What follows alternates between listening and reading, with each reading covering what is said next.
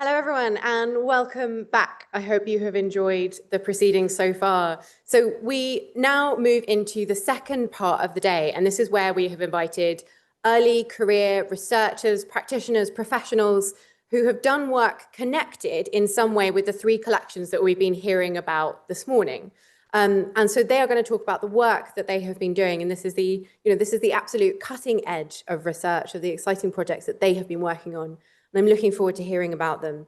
I think one thing that came out of this morning for me was hearing about how urgent this work is and how important it is to have ambitious work, like what was being described this morning. And what is really crucial to making that work possible is community. And it's communities like the Society of Antiquaries, like the Spalding Gentlemen's Society, but it's also a community like the one that we're creating today. It's the community that's in this room. It's the community of the people who are watching online.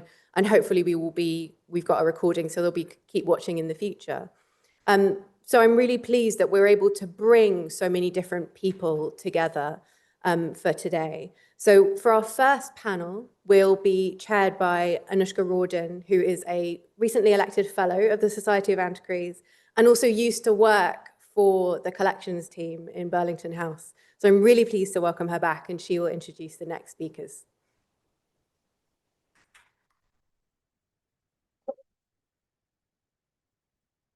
I have to have the microphone quite low. So it's an absolute privilege to be able to introduce four speakers in this first panel. I am overwhelmed at how amazingly Burlington House has become a home for young researchers. And when I was here between 2013 and 2017, that was always what this day was intended to be. So it's just really lovely to see it. So our first speaker is Lauren Shaw.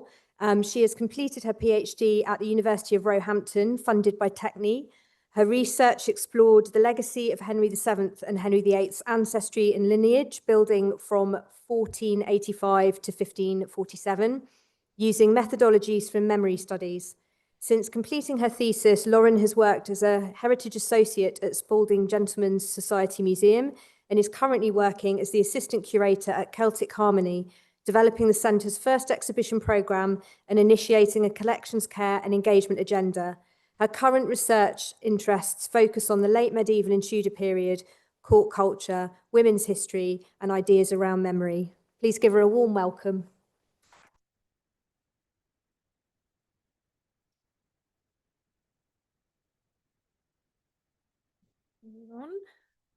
Good afternoon, everybody. Firstly, I just wanted to thank the Society of Antiquaries and Spalding Gentlemen's Society, especially Anushka and Dustin, for inviting me to speak today. So I'm here to talk about my experience as an early career professional within the heritage and museum sector and my role as a heritage associate at Spalding Gentlemen's Society. However, if you would permit me, I believe that when discussing early career professionals, it's important to provide a little bit of context to my personal background. So I was born and raised in a small town called Grays in Essex, and I come from a low-income single-parent household with two siblings. At 17, I was diagnosed with dyslexia, and I was the first generation in my family to go to university. So thanks to my lovely mum, though, I was raised with a love of history, being told stories of Henry VII and Henry VIII, his 6 wives, and being taken to historical sites during school holidays, some of which you can see here. So the Tower of London, Hampton Court, Hever Castle, the kind of key places to go to, but also smaller museums. So we went to a place called Yesterday's World at Great Yarmouth, saw the Tutankhamun exhibition, just to have an idea, building in that kind of love of history as we were growing up. However, heritage sites, especially museums, often felt inaccessible to us as a family. They were often spaces that were not for us, in quotation marks. My mum often struggled to cover the admission price of a family of 4, especially alongside the added costs of travelling into London, where a lot of these exhibitions are held. And if there's a special exhibition as well, the fees of entering those. And we would never go somewhere where we were unable to bring a packed lunch with us that we'd have to sit on a bench and eat. And because of my dyslexia as well, I often found it quite challenging visiting museums and overwhelming with the amount of labels to read and information that was presented to us, instead preferring sites where I could immerse myself within creative interpretation or the actual history of itself. However, this did not deter me and my passion for history and sharing historical narratives.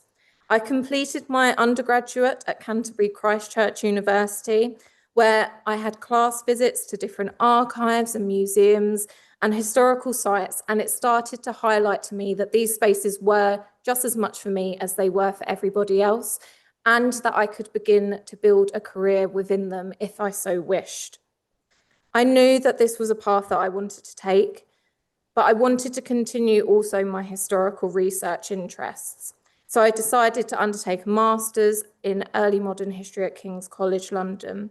And it was during this time that I began my career within the heritage sector. So I started off as a warden at the Tower of London, where I could share my passion for history with thousands of visitors daily. And it was during this that I began to question the types of histories that were being presented to audiences and the choices behind those narratives. And if this was something that inspired me to go into a curatorial career. Oh, I'll just go back actually. Sorry, I skipped way too quickly. So as I was just saying, I was told when I was working as a warden at the Tower of London, I spoke to my line manager and was like, I want to go follow into this path of curating. How can I do it? I didn't have the knowledge or the understanding of how museums work, and I wanted to find out how I could take on this amazing career path. And I was given two options. Either one was working through experience, gaining the experience, starting off as a warden and gradually working my way up, or the other one was obtaining a PhD. So I tried the experience route initially. I tried volunteering with the curatorial department there. I also volunteered at Fulham Palace, but I felt like something was missing. And I wanted to go back into research, pull in that thread of my historical interest, the initial things that got me here. So I started luckily I got funding to start my PhD at the Roehampton University in collaboration with Historic Royal Palaces and the National Archives. And it was during my PhD that I had some amazing experiences as well within the curatorial team at HRP. I volunteered for the Society of Court Studies as well. I took part in conferences, did work placements for Historic Royal Palaces. This is me at the Royal Ceremonial Dress Collection when I volunteered as an assistant curator there on placement. And I also did some voluntary work for Horrible Histories as a researcher. And these were amazing experiences, which I gained a lot of skills from. However, after finishing my PhD, I found quite quickly that I struggled to find long-term employment. And this is when I became introduced to the Heritage Associate role at Spalding Gentlemen's Society. Now, the museum, as Dustin and Eleanor were talking you through this morning, the museum had received funding to repair the current museum building and was in the process of applying for the National Lottery Heritage Fund to repurpose the warehouse for more museum space and collection store space and conservation training facilities. This is when the Heritage Associate Programme was created to help early career professionals like myself to gain a broad understanding and experience within the heritage and museum sector. And I was part of the first cohort to take on this role. And as Eleanor said earlier, I remember distinctly being told about the aim of the role was for it to be a museum studies crash course, condensed into, I think it was about a month, 4 weeks of time that I had there. And it would definitely lived up to that experience. So not only did I have the privilege to work amongst one of the oldest museum collections in the country, but SGS, I was also introduced to the management of museums, and how they were successfully run. I was trained in collections management, the differences between archival and library collections, accessioning, deaccessioning objects, and explored best practice through Collections Trust, Spectrum, ISAG. And I received training in object handling, packing, movement, CMS systems, conducting condition surveys, and basic object conservation and cleaning as well. And I also received some training in object loan processes and digitisation, having the opportunity to digitise items from the original collection. These skills were then put into practice. So I assisted with the relocation of some of the collection into the new stores that Eleanor and Dustin was taking us through earlier. And part of that was, a large section of it was transporting a section of their fine art collection as well. And I helped with creating a new racking system and tracking system for the relocated objects and collections, updating the mode CMS systems to reflect the changes, and finally being able to go back to SGS in March this year to help install their temporary exhibition on the original collection at Ascovy Hall. So my time as a heritage associate at SGS showed me the practicalities of operating smaller museums, the challenges faced by institutions with much smaller teams and funding compared to organisations that I'd worked with in the past, but it also taught me the crucial practical skills that were required for curatorial work, which I'd not experienced in my previous work due to the nature of larger museums, having more facilities to share workloads. It was this skill set and knowledge that opened future opportunities for me. So since SGS, I've become the assistant curator at Celtic Harmony. Just to give a brief overview of this place, because I know it's not very well known at the moment, Celtic Harmony is a charity that helps to run Celtic Harmony Camp, a reconstructed Iron Age settlement set within woodlands. Our prehistory centre there on the site has a small display of original artefacts dating from the Stone Age through to the Iron Age, and alongside some replica pieces that have been created by our staff and volunteers there.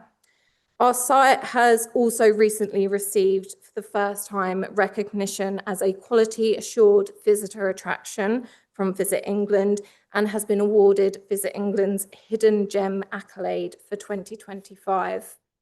So I've taken the role of assistant curator at Celtic Harmony, and I am the only employee to have any experience of working within the heritage and museum sector there. So it's quite a big task. They're very ambitious. They're wanting to create the Prehistory Centre into more of this exhibition space for their collection to be displayed and to expand upon that as well. So there, thanks to my experience at SGS, I have been able to create the first object catalogue of the collection, cataloguing to Spectrum standards, and I've produced a loans policy and procedure and accompanying documents for the organisation, which has then enabled us to loan Iron Age pottery from the Verulamium for the first time. I've also reinterpreted our displayed collection, establishing and installing the new Stone to Iron Age collection exhibition there. And finally, I've successfully initiated sharing the collection online for the first time through social media posts, blog posts, and the website, increasing our public outreach. Now, these all kind of may seem like simple tasks, but these are the fundamental works in curating that are so important for engaging wider public access to a lot of the collections that we're trying to share, but also just the day-to-day running of how a museum works. So, for example, at SGS, I did some cataloguing of ethnographic objects, and it was during this time that we were discussing about the sensitivities around those types of objects. And then as an assistant curator at Celtic Harmony Camp during Halloween, one of our volunteers wanted us to display some of his own private collection of ethnographic objects. But unfortunately, he was labelling them as spooky items, playing into that idea of the time of year. There's obvious difficulties around that narrative, and because of the experience not only that I had built up through SGS, but the interpretation that we've managed to think through, we reinterpreted the objects to create a labelling that took into consideration the histories there. So it wasn't, there was an actual narrative behind them that connected them, yes, to the histories that we were presenting, but also was reflective and sensitive towards the objects themselves. So at Celtic Harmony, I would not have had the knowledge or skill set to have been able to undertake this workload successfully without having done the Heritage Associate Programme at SGS, which I am eternally grateful for. Despite my varied experiences at larger institutions, which of course have taught me a lot of skills, I did not have the practical skills or knowledge that are essential for kickstarting a career within the museum sector. It is crucial as professionals and institutions that we continue to shape and create such traineeships and spaces for early career professionals to ensure that those who do not always have access to these types of spaces growing up or institutions feel like they are accessible and that they can still provide something and are provided the opportunities to enter those types of careers. So thank you very much. Thank you. Thank you so much. That was brilliant. We're going to save Q&As till the end. So please, if you've got any questions in mind, hold on to them and we'll do the Q&A after all four speakers have finished. So the next speaker today is Mihala Mella. She is a postgraduate researcher majoring in museum and gallery studies at Kingston University. Her dissertation research thesis, Power Relations, Private Donation Mechanisms and Aesthetic Preferences, Shaping the Character of the Ancient Egyptian Collection at the Society of Antiquaries of London, was mentored by Dr. Helen Wickstead, FSA. Her project is a combination of her dual interest in ancient Egypt and museum and gallery studies. She plans to pursue a PhD in museum and gallery studies on graduation, continuing her investigation into institutional collecting practices and power dynamics.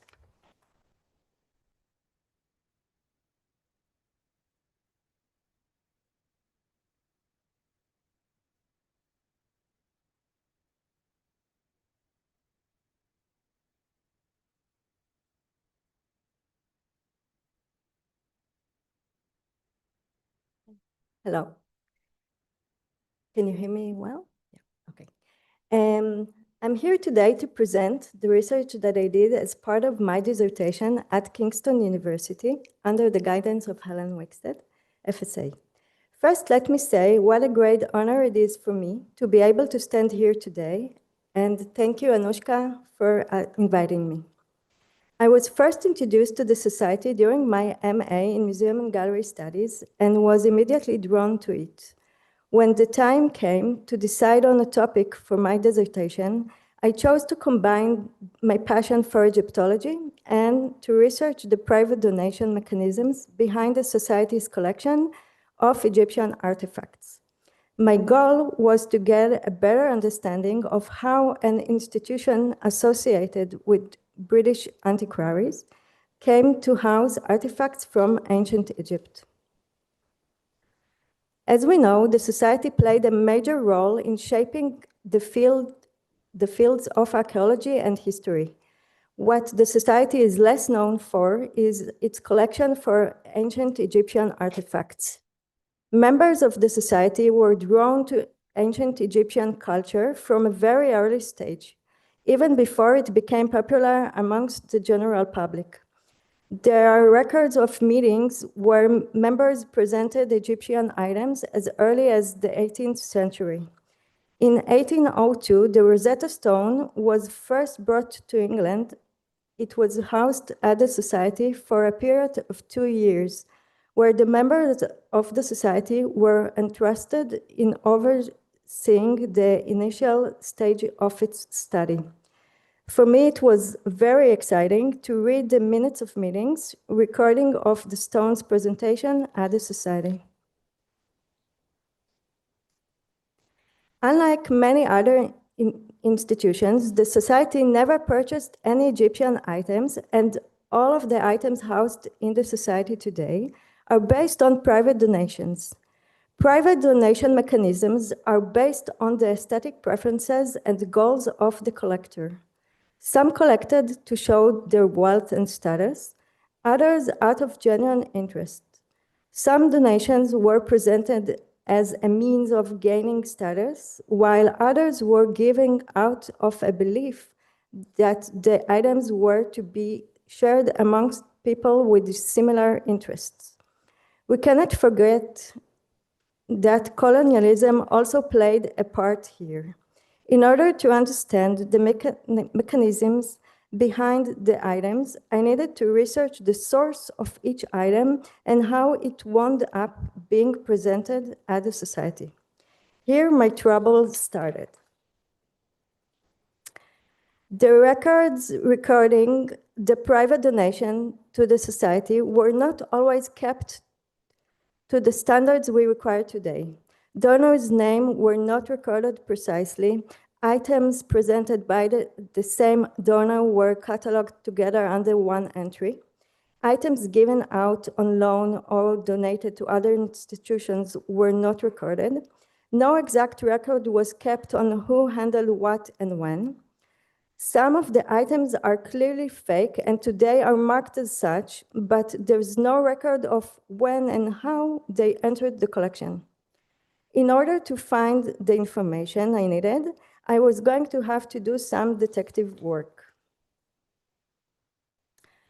There are two sources of information on the Society's Egyptian collection. The first is Way's catalog, compiled in 1847 by Albert Way, FSA, who served as the Society director at the time. Several of the items listed in this catalog are noted as missing. The second is a catalog compiled by Christopher Hill in 1993. The catalog lists 99 items with only 2 listed donors. The items missing from Way's catalog are not recorded. Here's an example of the problem of tracing the collection's origin. As I noted, the catalog compiled by Hill lists only 2 donors. However, according to current records, there were 3 main donors connected to the collection. William Blanchard, who came from a French family and was elected a fellow in 1766. Blanchard's donations are the earliest recorded donations of Egyptian items. Anthony Lauter, architect and archaeologist, who was descendant of Sir William Lauter, was known for collecting many ancient works of art from all around the world, including ancient Egypt. The majority of his collection was sold in 1947.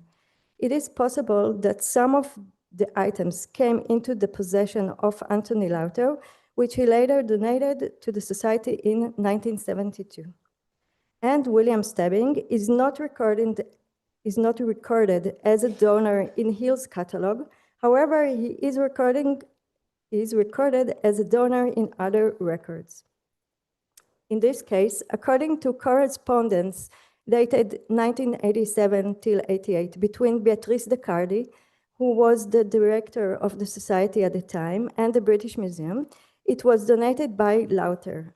According to Hill, it was donated by Blanchard.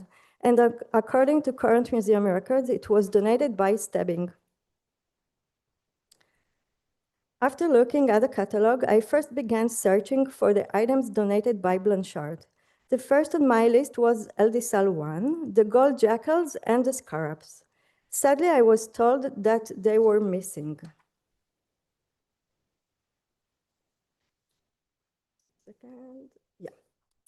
Okay. This is a copy of Way's catalog sent from the Society. At some point, someone added the missing stamp. There's no date associated with the missing stamps, so we don't know where these items went or when it was discovered that they were missing.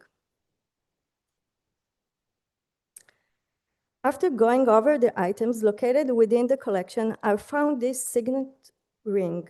My knowledge of hieroglyphs came in handy. The hieroglyphs on the ring clearly state established is the strength of Ra. It appears that the ring recorded in SAL 1 was not missing, but simply miscatalogued. Turning my attention back to the gold jackals, I began searching for their whereabouts.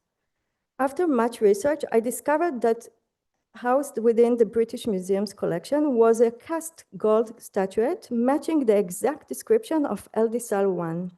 I was so excited I had found the gold statuette lost from the Society's collection. The excitement of my discovery was quite short, as I found out that someone had already written about it in 2023. I believe that Blanchard, having left France for England, used his donation as means to gain social standing. There is no record of how or who transferred the statuette from the Society to the British Museum. Now I ask you to turn your attention to the second missing item in Way's catalog. This time, a papyrus with drawings on it. According to the catalog, the papyrus was donated to the Society in 1804. In the minutes of meeting from 1808, there is a long description of the papyrus, noting the difficulty in unfolding the papyrus. I began to try and locate the papyrus. That's the minutes of meeting. Yeah. And found it stored in the British Museum. According to the records of the British Museum, this papyrus, which matches the description of the Hamilton's papyrus, was donated to the British Museum by the Society at an unknown date. After notifying the British Museum of my finding, I'm delighted to say that they have confirmed my findings and are currently in the process of updating their catalog, stating that the papyrus was originally donated by William Richard Hamilton, FSA. In contrast to Blanchard's donation, Hamilton's focus was on sharing the knowledge he had gained in opening the papyrus. He even published the technique he had developed to unroll the papyrus. Among the collection, I found this Shapti, which according to the Society's record was donated by Lauter. During the research for parallels of the Shapti, I discovered 10 Shaptis identical in both design and inscription, catalogued in the British Museum. According to the records of the British Museum, the donor was Piet Litouli. His father, William Litouli, was a member of the Society and traveled in Egypt. Piet, the son of William, presented the British Museum certain items from the family's collection in 1756 till 60. I believe that the Society's Shapti was originally part of a group of Shaptis, now in the British Museum's collection. The finding that the Society's Shapti is part of a larger collection has been verified by the British Museum. Could Litouli and not Lauter be the source of the donation? Yeah.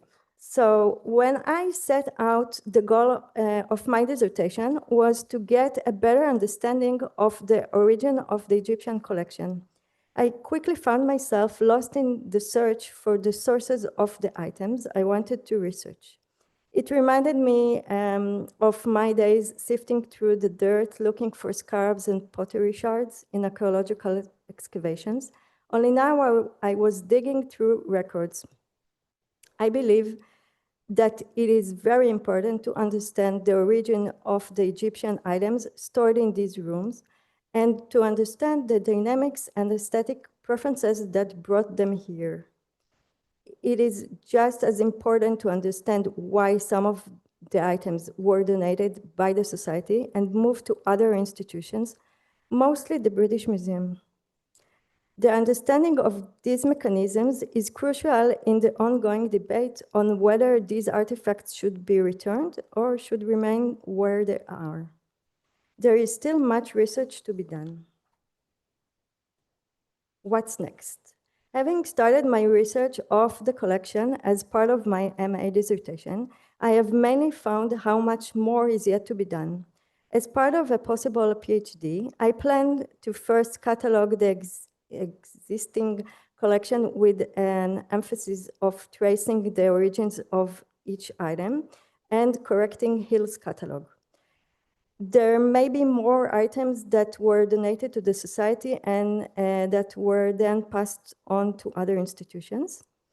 The collection can serve as a case study of the relationship between the society and the British Museum. Even more importantly, I believe that at a time when there is an ongoing debate about the return of archaeological findings to their countries of origin, it is critical to fully understand the mechanisms that brought them here. And I wish to thank the Society staff for all of their support during my research, the British Museum staff, and above all to Dr. Helen Wickstead. Thank you for listening.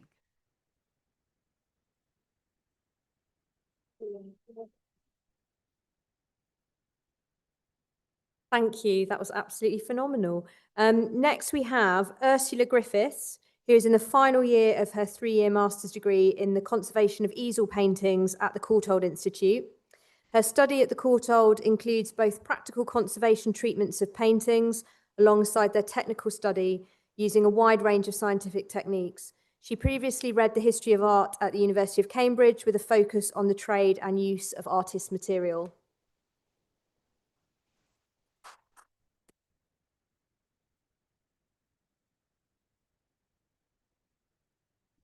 Right, let me pop this down. Okay, so firstly, thank you so much to the Society of Antiquaries for inviting me to speak today. This is such a wonderful opportunity. So, my name is Ursula Griffiths. You've got this one. There we go.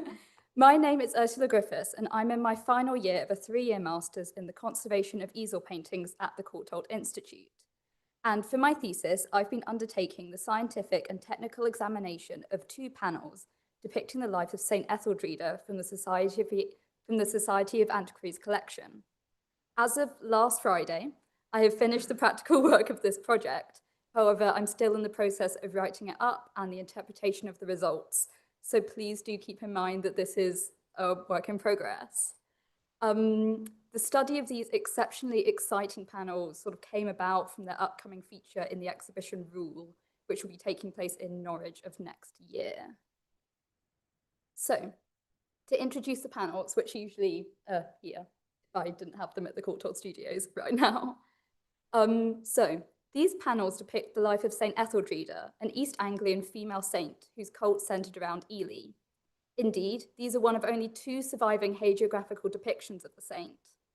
They are attributed to Robert Pigot of Bury St Edmunds, through records of a payment to Pigot from Brother John of Soham, custodian of St Etheldreda's shrine at Ely Cathedral, of 12 pence for work on a new timber shrine canopy in 1455, and then a further either 12 or 22 marks for a painting, of which these panels are likely to be. It is most likely that these panels formed a tabernacle shrine on the west end of Etheldreda's shrine. These panels are an exceptional survival of late medieval East Anglian art production, both in terms of their subject matter and their technique. Indeed, their survival is undoubtedly remarkable, considering the iconoclastic episodes in England during both the Reformation of the 16th century and then later during the civil wars of the 17th century, which has overall led to a paucity in the survival of medieval religious images in England. These panels came into the Society of Antiquaries through Thomas Kerridge, who was an avid collector of medieval and early modern English art. And upon his death in 1828, he donated a small proportion of his wider collection to the Society of Antiquaries, including both the St. Etheldreda panels and then his exceptional collection of archtop portraits, which are displayed here. Indeed, Kerridge notes in his acquisition of these panels that they had been given to him in 1792 by the antiquarian, the Reverend James Bentham, who had found the panels in a cottage in Ely, used as the doors of a cupboard. Rather tantalizingly, Kerridge records the existence of a 3rd panel as part of the series, which was split in half and used to extend the other 2 in the cupboard setting. However, this is sadly now lost to us. Their use as a cupboard hints to us how these panels survived the various iconoclasms in England, having been hidden away from view. Indeed, these panels fall into a category of other English medieval works which survived destruction from the Reformation by being made into furniture. For example, the Westminster Retable was reused as a chest lid, while the Despencer Retable from Norwich Cathedral was turned upside down and used as a tabletop. So, to return to the panels. As I said before, these panels show the life of St. Etheldreda, and Etheldreda's sainthood was based on her perfect virginity, which she maintained through 2 marriages. Etheldreda was first married to Tonbert of the South Grew Fen people, who supposedly gave Etheldreda the Isle of Ely as a marriage gift. Upon his death, Etheldreda was next married to Ecgfrith, king of the Northumbrians, in 660, which we can see as the first scene of the panels. Etheldreda maintained her virginity through her marriage to Ecgfrith for 12 years before convincing him to allow her to take on a religious life. We see her in the second scene of the panels, taking leave of Ecgfrith for the Benedictine monastery at Coldingham, Berwickshire, accompanied by her 2 handmaidens. A year later, Etheldreda left Coldingham for Ely, where she founded and built a mixed monastery in 672, which we see her overseeing in the third scene of the panel. After 7 years as abbess of Ely, Etheldreda contracted and died from the plague, having developed a large tumour on her neck, and she was buried in a wooden coffin at her monastery. Etheldreda was succeeded as abbess of Ely by her sister Sexborough, who ordered for the translation of Etheldreda's remains to a new marble coffin in the church in 695. Upon raising her body, however, it was found to be uncorrupted by decay, and the large wound in her neck from lancing her tumour had healed entirely. And this is the episode that we see enacted in the final scene of the panel. So turning to the results of technical study of the panels, I found over the last few months that not only are the panels exceptional in their survival, but also in terms of their quality, both in terms of the skill of the artist himself, but also of the materials used. I'm afraid that if I were to speak on the findings of the study in full, then we'd be here all night. So what I've decided is best today is to show you perhaps the most unexpected finding and talk you through some of the scientific techniques which make this possible. Although it's perhaps hard to see in photographs of the panels, one of the first things that you might notice upon seeing them in person is that each of their gold backgrounds is a rather distracting bronzish brown colour. And this is because at some point in the panel's physical history, each of their backgrounds have been re-gilded with just new gold leaf, likely to cover up the damaged original gold backgrounds below. And then a thick brownish coating has been laid over to make the re-gilding appear more antiquated. You can see in this detailed photograph of scene 1 that the underlying re-gilding is a sort of original patterned surface which is now quite hard to make out. Even a simple technique as photographing the panels in raking light gives us a sense of the overall relief pattern in this particular background, which is much harder to appreciate in sort of normal directional light. What really clarifies this background, however, was examining the panels using X-radiography. And this technique indicates to us areas where high atomic weight elements are found on the panel, usually indicative of lead-based pigments such as lead white, and in the case of this particular panel, also of tin. We can see using this technique that the background pattern is a highly stylized pomegranate motif alongside complex interwoven leaves and stem work. And this pattern is placed on the backgrounds in strips of a repeat unit, indicating that the original technique is of tin relief brocade. In the case of this painting specifically, this is Presbycart, and Presbycart represented the best technique for artists to imitate luxurious cloth of gold textiles in terms of their technique, in terms of their texture, structure, and reflective qualities, especially those decorated with complex designs and cut silk pile or velvets. The technique emerged first in northern mainland Europe from around 1420, and iterations of the technique are rare in surviving English examples, and instead are far more prevalent in German and Netherlandish panels of comparative date. We can see faintly in the X-ray vertical striations in the pattern, which are characteristic of this technique and are used by the artist to create the illusion of reflective gold threads. To make these delicately patterned repeat units, the fabric pattern was first engraved into a mould before a sheet of tin foil was laid in and beaten until it took the shape of the pattern. The tin-lined mould was subsequently stabilised using a fill material spread across the tin foil to leave a smooth surface, and after which the relief ornament piece could be lifted from the mould. This fill material is usually based on lead-based pigments, red lead and lead white, which is why, along with the tin foil, we see the pattern clarified so well in X-ray due to the variation in thickness of X-ray dense material. Once lifted from the mould, the tin relief ornament was applied to the prepared support using an adhesive and subsequently gilded with gold leaf. Another technique used in the examination of the panels was macro X-ray fluorescence scanning, which maps the distribution of different elements across the entire artwork, evidencing the original materials used in its creation. On the right of the screen is a false colour copper map produced from this scan. And what we see here is rather unexpected.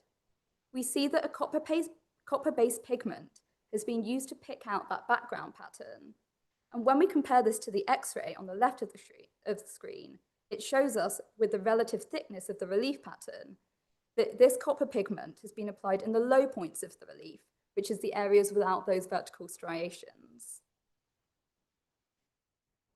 Having identified the presence of this unknown copper-based layer on the backgrounds, I investigated the surface via microscopy to see if there was any evidence of this layer visible in losses to the regilding.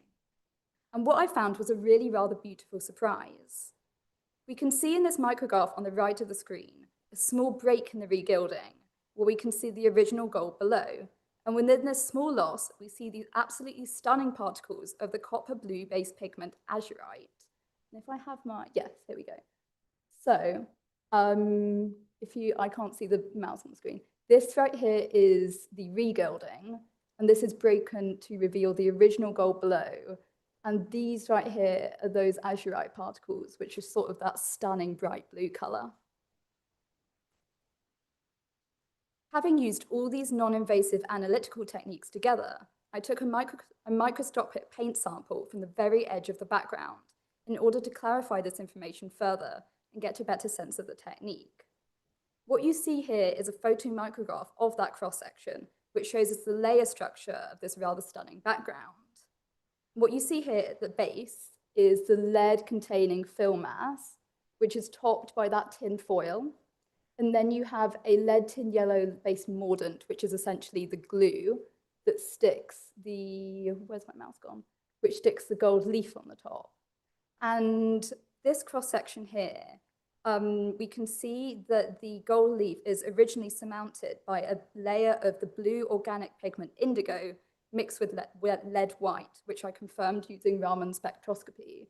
And that is this layer here.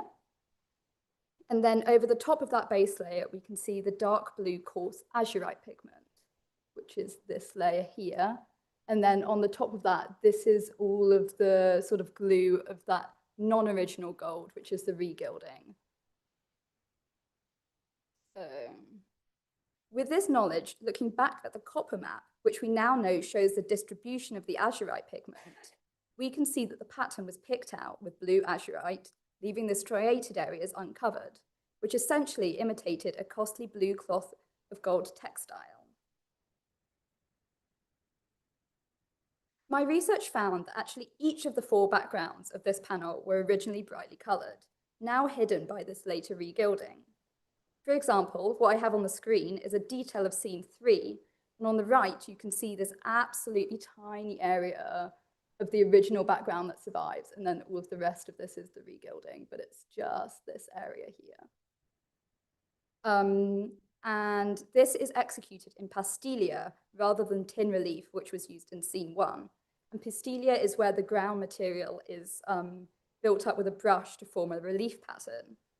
Although much of the background is lost, we still have just enough information to deduce that the original pattern included a crown motif accompanied by ribbed lines which curve around the form. Like the background of scene 1, microscopy of the surface revealed areas where the regilding had broken and where we can see through to the original background. And what we have with this scene is an absolutely stunning transparent green copper glaze applied over the original gold. And the use of a transparent glaze here is particularly lovely, since the light penetrates through it, hitting the reflective gold surface underneath and creating a glowing effect. But what are the implications of this? When we undertake scientific analysis and are able to identify original materials and techniques used in the creation of an artwork, it's important to contextualize them art historically. And this contextual study led me in particular to a manuscript. What I have on the screen here is a miniature from the Lives of St. Edmund and St. Froimond, a manuscript now held at the British Museum, produced at Bury St. Edmund's scriptorium for the young Henry VI in circa 1434 to 39. And this text is accompanied by 120 illuminations, and it's previously been identified that Robert Pigott, the alleged artist of our panel, was one of the illuminators. And while several links between this manuscript and the St. Etheldreda panels have previously been identified by several scholars, it's through this study that I found yet another element which brings these two artworks even more closely together. Throughout the manuscript, many of the illuminations feature brightly coloured patterned backgrounds, replicating high-cost textiles of the period. By revealing that the St. Etheldreda panels each originally had brightly coloured gilded backgrounds, imitating textile patterns, we see that these two artworks are far more visually similar than hitherto understood. For example, here in the miniature depicting Edmund consulting with his bishop, we see a similar pomegranate pattern background with the same bold serrated leaves and thick stem work found in scene 1. And this is another miniature from the manuscript showing Edmund replying to Hingal's messenger, and it features another brightly coloured bold fabric background. And the pattern of this background is actually found twice on the St. Etheldreda panels, used for the cloak of the bishop in both scene 1 and scene 4. So to conclude, the discovery of the presence of these original glazed gilded backgrounds on the St. Etheldreda panels provides us with two key implications. Firstly, that prior to this study, the complexity and visual impact of the panels had hitherto been underestimated as a result of the historic regilding of the backgrounds. Furthermore, the links between Ludgate's Lives of St. Edmund and St. Froimond is further strengthened as a result of this discovery and strengthened the level on which we understand that these two works are interconnected. Thank you very much.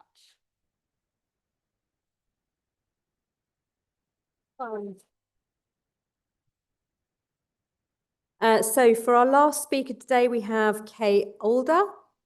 Kate has recently completed the MSc in Historic Conservation at Oxford Brookes University, having previously undertaken an MSc in Professional Archaeology at the University of Oxford after completing her undergraduate degree at the University of York.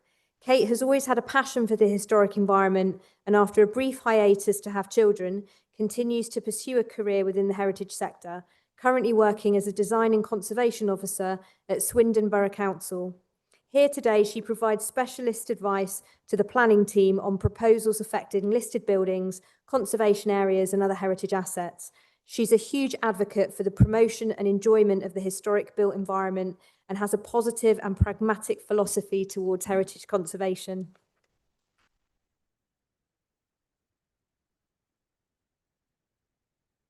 Good afternoon. Thank you very much for having me today. It's a privilege and a pleasure. I'm going to provide you what will hopefully be an enjoyable and informative romp through the history and architecture of the tiny little structure that is the Privy at Kelmscott Manor. By way of introduction, my name is Kate, and I'm a design and conservation officer. It does actually have heritage in Swindon, you'd be surprised. I'm quite busy. Please come and visit us. It was through the course at Oxford Brookes University in Historic Conservation that I was given the absolute pleasure of researching this joyful little building.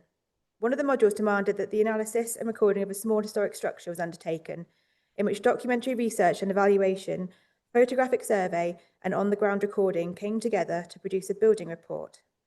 That report, including a detailed technical drawing, discursive elements considering previous maintenance and intervention, and an ongoing management plan, has been created. I've printed out a few copies over there, and the original drawings that were created are also on that table, so do take a look at the next break. Despite its diminutive size, the Privy turned out to be quite a challenge to survey, as well as draw up and analyse. But before we go any further, I'll first set the scene.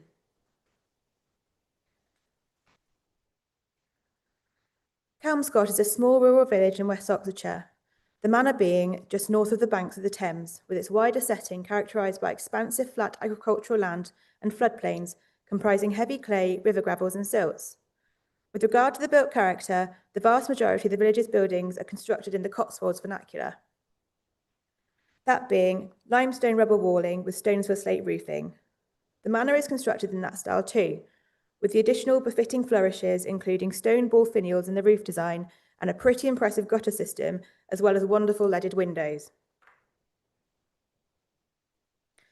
The manor was built around 1600 by the Turner family and was originally called Lower Farm, changing to Kelmscott Manor in 1864. In 1870, the Turner family line ended, and the house was rented to William Morris and his family, as well as Dante Gabriel Rossetti. Kelmscott Manor is synonymous with William Morris, who we all know to be the person of key significance in the history of building conservation in England.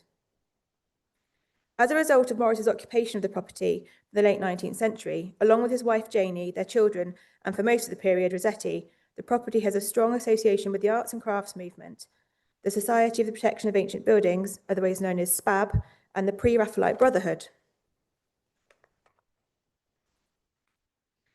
Morris channeled his experience of living in the manor, which he referred to as heaven on earth, through his work. It famously inspired his News from Nowhere publication, which I believe another speaker is discussing in detail today, as well as his more famous patterns, including the strawberry thief design. The manor remained in the ownership of the Morris family until 1939, when it was bequeathed to the University of Oxford as a house of rest for artists and scholars, with the caveat that the building should not be altered or modernised. If you've ever had any experience with students and their domestic inclinations, then you'll be not surprised that as soon as it ended up falling into a pretty poor state of repair, and the university didn't seem massively proactive in resolving the issues. When the Society of Antiquaries took over the manor in 1960, it was in an advanced state of decay. Ironic given the ideology of the Society of the Protection of Ancient Buildings created by Morris and Webb in 1877, the manifesto of which promoted protection in the place of restoration to stave off decay by daily care to protect our ancient buildings. The Society quickly commissioned Donald Insull's Associates Limited to repair the building, rationalise its twin functions of family home and showplace for the Morris possessions, and provide good modern facilities. The scheme of works concentrated on the main building, but also included the structure I'm here to speak about today, the Privy. The Privy is a Grade 2 listed building registered in 1989, along with a garden wall and attached summer house. As you can see by the positioning of the red circle on the screen, it lies in the centre of the park designation. The listing entry succinctly but accurately describes the Privy as being at the southwest corner of the wall, immediately to the northwest of the service range of Kelmscott Manor, probably early 19th century, rendered uncoarse limestone rubble, scored in imitation of dressed stone, pyramidal stone slate roof with overhanging eaves and stone ball finial, square plan, rounded to southwest corner, single story, boarded door with bracketed lean-to hood on east side, and leaded lattice windows to the north side, has triple-seater earth closet. The Privy is approximately 30 metres to the west of the back door of the manor house, accessed through a small courtyard, which is screened from the formal garden to the north by a large box hedge, and is thought to have once contained a vegetable patch in front. There's a degree of ambiguity on the dating of the structure, whether late 18th or early 19th century, but it's pretty much around that time. Unfortunately, it's not present on any of the chronological ground plans of the manor or the wider site, so a precise build date cannot be confirmed.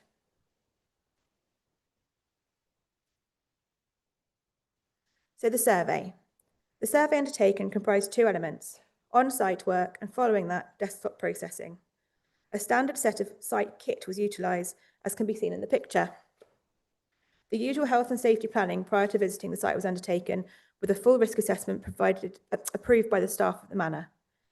Given the location of the site and the lack of people presence in the off-season, the issue of safety and lone working was considered and rectified by a partner accompanying me, my long-suffering father, an excellent tape measure holder and also usefully tall when I am very clearly not.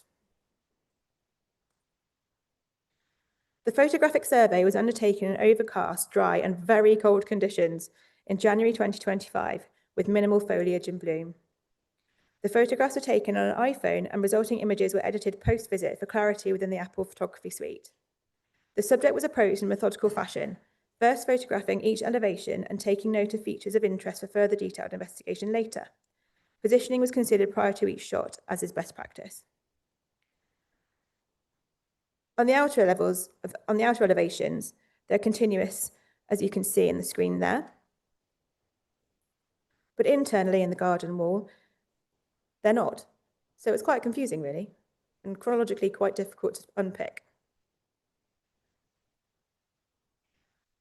On those, you can also see evidence of the scored render referred to within the listing on some parts of the building. A lot of it had come away. And you can also see the garden area with the box head screening the structure too. The window panes differ on each half. On the left-hand side, you can see the later metal casement inserted within the timber frame. And you can also see the different types of window pane styles within there. Those on the right, harking back to the arts and crafts style.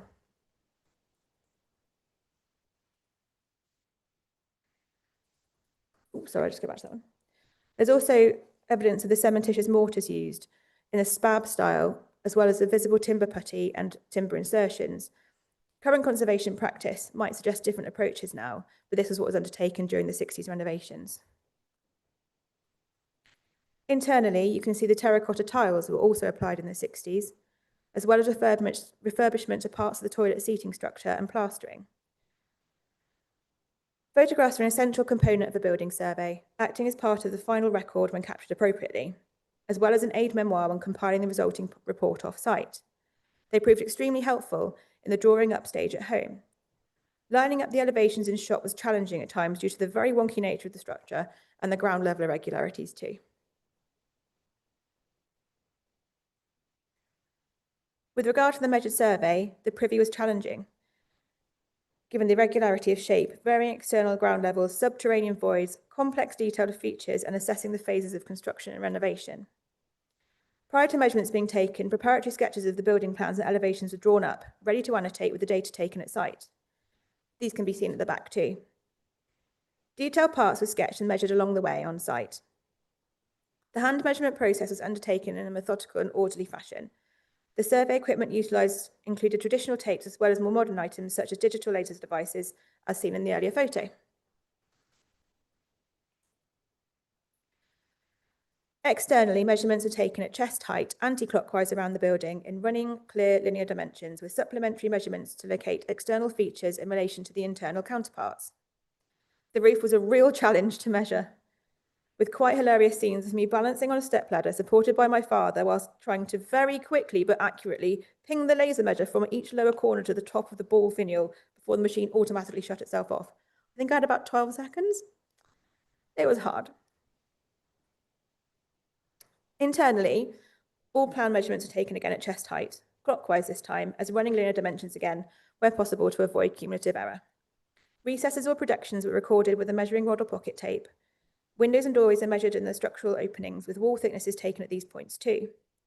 Diagonals of the space were also taken, and the room height information for the section drawings is collected with the use of the digital laser. An old-fashioned measuring pole was used to calculate the depth of the subterranean section of the middle privy hole, as a laser beam was distorted within the water. The scaled drawings are plotted on A3 paper at a scale of 1 to 25, 1 to 20, or 1 to 10, depending on the detail. Here we can see the elevations, as well as here. The wonkiness of the building is abundantly clear, especially with regard to the roof lines, as you can see in the image there, and also the plan. Very, very wonky.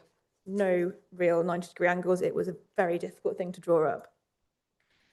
It was an enjoyable challenge drawing up the detailed elements of the privy section and the seating, as well as the intricacies of the window. There we can see the section drawing, so you can see the long drop of the central seat area of the privy, as well as a bird's eye view plan drawing of the seating area too. And there's a close-up of the window done in an isometric fashion, so sort of 3D looking at it, and then also the plan section of how it fits within the wall, and you can see it's sat back within the recess. I also spent some time drawing a 3D isometric view of the whole building and then filled it with watercolour. This was during a period of time I always had another essay to do, so you can see how procrastination kicked in there. It wasn't necessary for the coursework, but felt like doing it anyway. So, there's very little in the historic record pertaining specifically to the construction of the privy in its earliest stages. The images taken during the scheme of works in the late 60s show the privy to have been completely re-roofed at that time, with the insertion of a new internal ceiling like to have occurred then too. It appears that the main original structural timbers of the roof were mostly left in situ, with the original tiles also being reapplied, and the original stone finial being reset. This matches the finials in the main manor house too. The timber frame of the privy seating underwent some work, as well as the terracotta floor tiles being inserted, so despite its bijou scale, the privy has undergone quite a bit of work. The history of privies. When studying a structure with such a specific use, it's beneficial to gain a wider understanding of its purpose and history to help in its analysis. The study of privies in rural setting appears to be lacking in comparison to research in urban sanitary facilities. However, privies are a common feature, purpose-built and normally located in the corner of a garden, with a pitched or double-pitched roof to provide ventilation, and in the case of Kelmscott, a pyramidal one. The management of the waste was undertaken in various ways until the Public Health Act of 1848 stipulated the requirement of installation and ongoing maintenance of privies needing to be furnished with proper doors and coverings. And if you didn't comply with that new ruling, you'd receive a penalty not exceeding £20, which was considerable at that period of time. Harris and Chapman, in their fun and informative publication, as you can see there, state that many rural privies were planked vaults with voids falling into an open dug hole below, allowing free penetration into the surrounding soil. Delightful. Alternatively, earth closets with defined edges, which were usually brick, were employed. In urban areas, they would have been emptied by midden men or cartmen, as lavender cartmen, who would ladle out the contents with a contraption very rudely called a shitter scoop. However, in the countryside, it is believed that more commonly the owner would empty their own deposits into trenches in the garden, which might be composted and deployed for vegetable growing in later years. Later, these dug voids might have been filled in and replaced with buckets with trapdoors to allow access to empty. And in the case of Kelmscott, this appears to be true for the seats at either end of the bench, with liftable lids to retrieve the filled receptacles. Given Kelmscott's manor's proximity to the Radcott Cut and it flowing into the nearby Thames, it may be speculated that buckets could have been emptied into there rather than the contents buried. Otherwise, they might have been discarded overland to mulch in with other manures during the process of farming in the wider estate. The brick-lined deep drop into the water table in the central compartment of the Kelmscott privy is somewhat of a conundrum. The pipe in the centre does not seem to fill much purpose, though there are relatively modern drain covers adjacent to the north and west elevations of the privy, so it might be a system akin to an overflow hole in a sink. When the water table overtops the upper point of the pipe, it automatically drains, preventing the flooding of the privy itself. Without further underground drain investigation, it's difficult to come to a decisive conclusion. To combat the inevitable smell emanating from such structures, it was tradition for sweet-smelling plants to be grown adjacent to the privies, with issues of privacy being rectified with the positioning of shrubbery.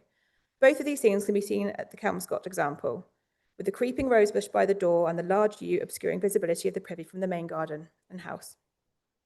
Kelmscott is unusual in having a three-holer, with most having a maximum of two. This was so a child could be taught how to perform by a parent. You can see Molly Harris's excitement of finding the Kelmscott 3 when she visited as part of her publication research. Some have scandalously related this unusual setup to the sort of scandalous love triangle between Morris, his wife Janie, and Rossetti. And imagine the three of them all having a cosy little chat whilst they undertook their ablutions. What a sign.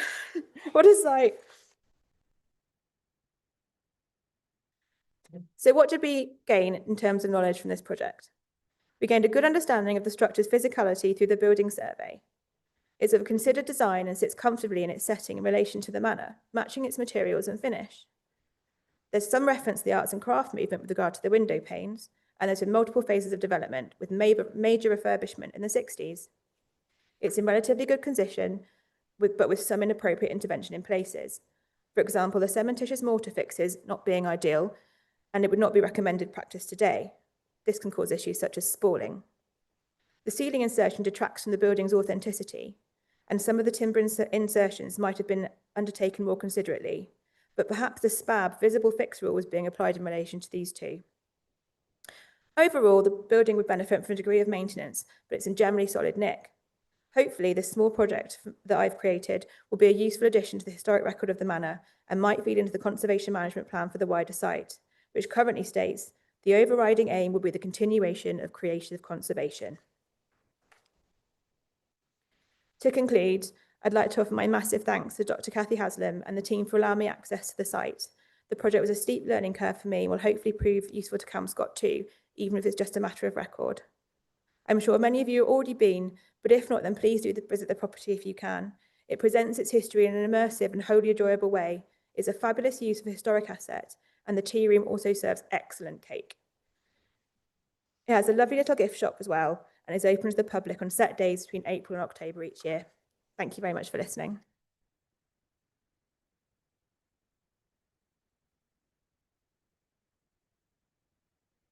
So I think we've all put Cotswold privies on our Christmas list as a book.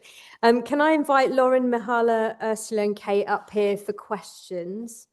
We've got until 1:15 when there will be tea brewing. So if anyone's got questions, please put up your hands. Any burning questions? And there will be a roving mic at the back there, maybe. Thank you for wonderful presentations. It's been really fascinating to learn about.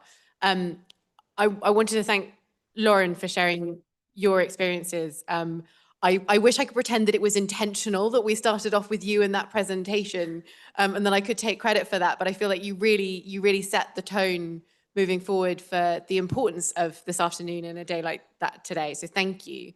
So I just wanted to ask everyone else if they wanted to reflect on some of what Lauren shared in terms of the challenges or opportunities of being at a particular career stage and trying to do this work, as much or as little as anyone would like to share.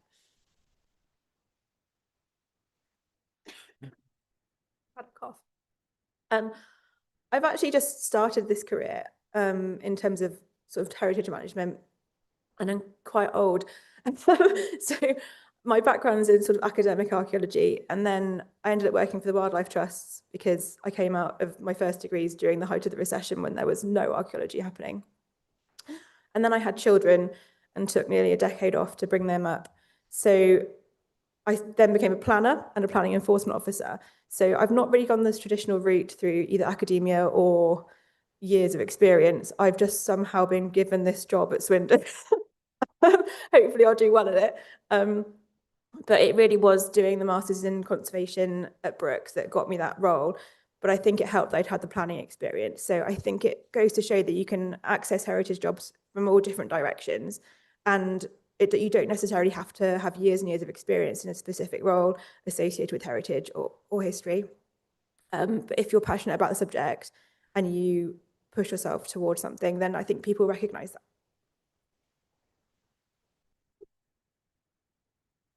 No, I'm afraid I don't have a huge amount to say because jobs in conservation are slightly difficult when it comes to sort of comparison to a more traditional role in a museum. But it's one of those things where opportunities to work in conservation in the UK in a museum rather than private work are very limited. And it's sort of a time where as museums sort of cut their staff slightly, conservation often falls into that.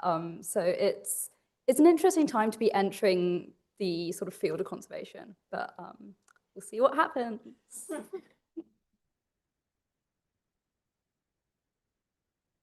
Any other questions from anyone? We've got a question at the front here.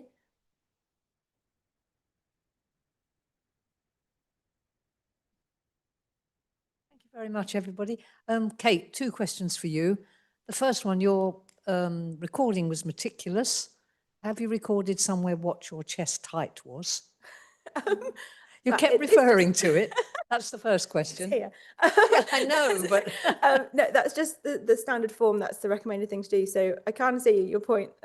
It's variable depending on the recorder, but that's just the methodology that's sort of encouraged by ICOMOS and Historic England. That's just the phraseology they use. So that's what I was following. But I can see that perhaps a 6'6" bloke would have a different chest height than I would.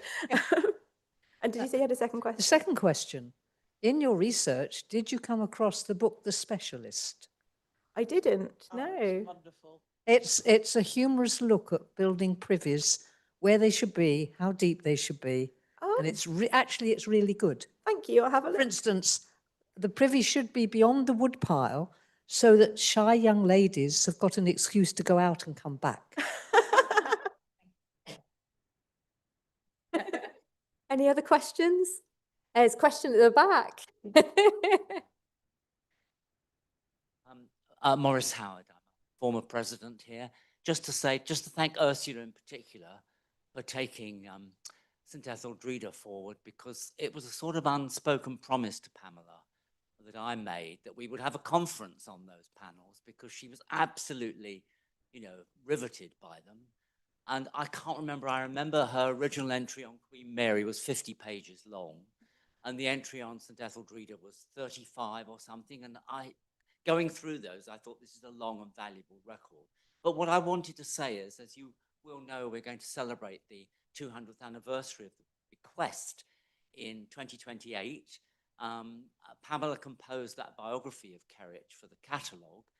And just to urge anybody in their researches who comes across these small but very significant anniversaries here of bodies of material, of particular objects, the Society will always be looking for small focused displays, for things we can bring to public attention, get a bit of publicity. This is the sort of things we need. We can't do big things. Magna Carta this year was one of the bigger things we've done, but as scholars, we're all interested in the minutiae of the past and how this relates to how we're looking after things now. So thank you in particular, Ursula. Thank you to all of you. But that was a really useful insight in one of the places we can start with Kerridge in a couple of years' time. So thank you. And on Pamela's behalf, I mean, all three authors of the catalogue have since subsequently died. So it's really good to see this kind of work being done. Thank you so much. Just a note on Pamela Tudor Craig, who she did sort of all the art historical work behind the St Etheldreda panels before I've come along and done the technical stuff. So obviously nothing that I've done would be possible without her. And much of the project was going through an entire career's worth of her handwritten notes on the Etheldreda panels in the library. And she's dedicated so much time to doing the analysis of them and also looking for the third panel, which she never managed to find and we assume is lost. But she was obviously instrumental to my project as well. Hope so. So I think we've got time for one more question. One at the back. Thank you. This is a question for Mahala. You mentioned earlier that there were 99 Egyptian items catalogued back in 1993. And we've heard the exciting news earlier that the print and drawings collection has increased vastly. So I just wondered, is 99 still the right sort of figure for the Egyptian artifacts, or is it going to be up to 150, or are we going to drop as we've given them away to other places? Could you please repeat the question? Sorry. So yes, to bring it down to be very precise, is 99 still the right sort of figure for the Egyptian artifacts, or is it likely to be very much more or very much less? No, it's 99 in here currently, and now we know that 2 more are in the British Museum, and then there's one more that's supposed to be in Cambridge Library, but it's a cast of a statue. But I couldn't find it. It may be destroyed or not. Yeah. Okay, thank you. So I think it's time for tea. Is that right? So there'll be tea over in the council room, and for anyone online, you can kick off your slippers and flick the kettle on. Thank you so much. Thank you.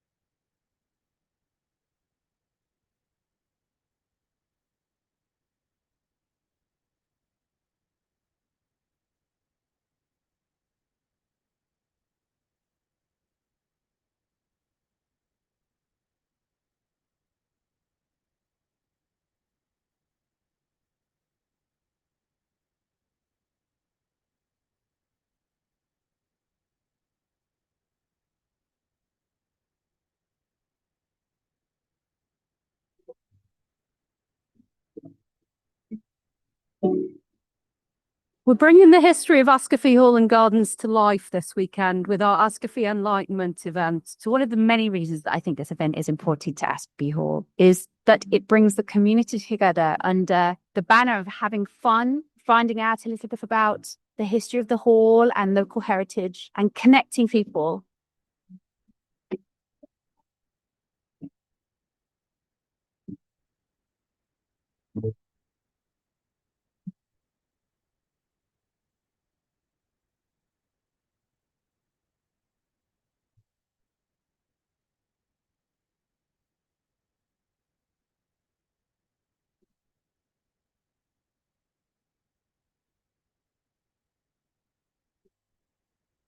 We're bringing the history of Ascafee Hall and Gardens to life this weekend with our Ascafee Enlightenment event. So one of the many reasons that I think this event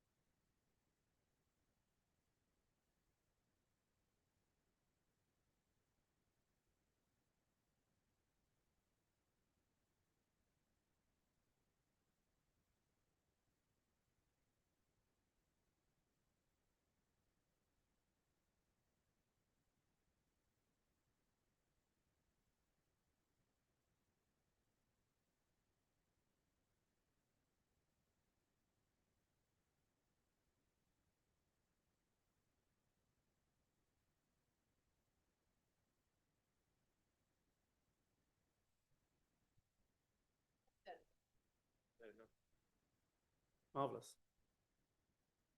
Good. Lovely. That sounds better. Welcome back from coffee. I hope we're all reinvigorated. I've been having a great day learning about all of this research going on, particularly about William Morris's privy, and was reminded that when I finished a PhD last year on the Spalding Gentlemen's Society with Dustin, and I'd forgotten entirely that I think I spoke at the first one of these, had sort of put that to the back of my mind in the second year of a 6-year part-time PhD when I didn't really think I knew anything at all. But I remembered having a really, really thought-provoking day and talking to like-minded people was a really good thing to do. I'll kick off the next 4 papers. We'll have 4 papers and then questions again at the end. And then I'll hand over to Dustin for the last 2 slots.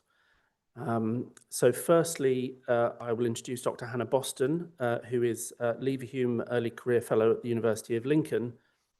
She's previously worked as field archaeologist for Mola and as a lecturer at the University of Oxford, where she completed her doctorate. Her work focuses on lordship, property and regional society in England between the 11th and 13th centuries, and her monograph, Lordship and Locality of the Long 12th Century, was published in 2024, and a co-edited festschrift in honour of Rosamund Faith, Landscapes and Producers in Medieval England, came out with the University of Hertfordshire Press in November 2025. So if we'd all like to welcome Hannah.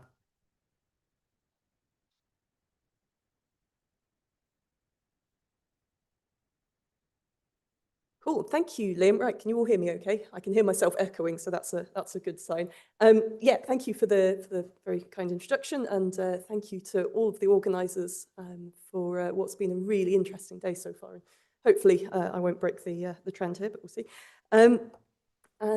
Yeah, delighted to talk to you about what is a project that I'm starting next year, early next year. So this is going to be a very preliminary look at this with some kind of hints of where I think I might be going, but any thoughts and any expertise is very, very welcome. So, Crowland Abbey stands... Oh, there we go.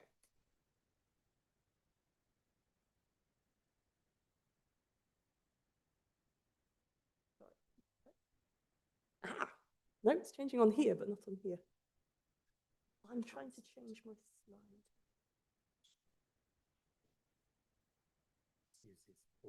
Yeah, okay, it's working now, you're here, thank you. All right, great, back on track. So, Crowland Abbey stands 16 miles to the east of Stamford and 13 to the northeast of Peterborough on a former island in the fenland of southern Lincolnshire. It was to this island that Crowland's patron saint, the Mercian monk St. Guthlac, came at the end of the 7th century. We can see him sailing over on the side there. He had a chapel and hermitage there with support from his sister Pega. The monastery was founded after his death by the house's own tradition by St. Guthlac's patron, King Athelbald of Mercia, in 716. The initial history of the monastery is very uncertain, owing to the difficulty of the house's early sources, and feel free to count how many times I use the word seems in the next few sentences. But there certainly seems to have been a house here in the 8th century. Like many others in the area, the house seems to have suffered collapse after Scandinavian raids in the 9th century. And Crowland's own traditions say that the house was refounded around the mid-10th century by one Thurkettle, although the monk chronicler Orderic Vitalis, who visited the house around 1115, records a tradition that the island had never been without monks since its foundation. So there's a story there to unpick. And here for the tie-in with the society here, we have a drawing of the footprint of Crowland Church made around 1820. So records about this Thurkettle are somewhat meagre. We know that he was a clerk and he was in contact with some of the real great churchmen of his day, including St. Oswald, Ethelwald, and Archbishop Dunstan of Canterbury. Thurkettle gave at least 6 estates across Northamptonshire, Leicestershire, and Cambridgeshire. And the Guthlac roll, which was created in the late 12th or early 13th centuries, shows him as one of the benefactors laying their gifts on St Guthlac's altar. You can't really make it out here, but somebody in the 19th century went through this beautiful artifact and drew glasses on a number of people in pencil, which I think, frankly, only adds to the whole thing. So the house survived the Norman conquest, but was soon after subjected to the indignity of Spalding Priory, founded nearby, which I don't think the house ever really got over. The relationship between the houses seems to have been immediately hostile, and Spalding appears as the antagonist of many of Crowland's struggles over land from the 12th century onwards.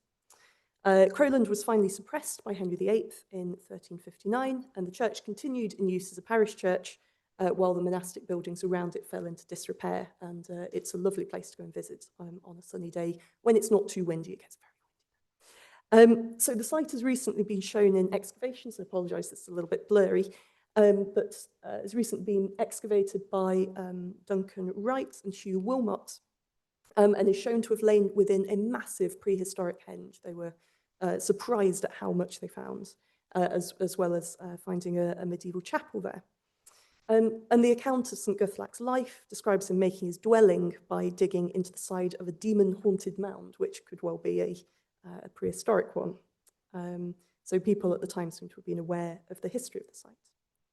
So it's a really interesting monastic house, but the records about the house are very complicated. Flitting like a jack-o'-lantern over the fens, forged out of a variety of original materials liberally mixed with fables, are some of the ways that the Chronicle of Crowland has been described by modern historians. And this text, although well known kind of before the 19th century, has since become a byword for the dangers of insufficiently careful source criticism among medieval historians.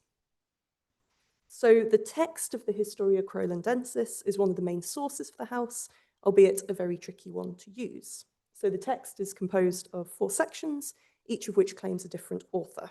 So the first section is the most famous or infamous. This claims to be the work of one Ingulf, who was abbot of Crowland, 1085-6 to 1109, and the account runs from the foundation of the monastery by King Athelbald until around about 1089. So this section has received the most intense scholarly attention that's been directed at the text, first as a useful insight into late Saxon England, and then, after it was shown to be a forgery, showing what could go wrong. The second section of the Historia claims to be the work of the theologian Peter of Blois, and our surviving copies of it run from the reign of William Rufus in the late 11th century to roughly 1117, but it breaks off abruptly mid-sentence, so it's not really clear how late it originally ran.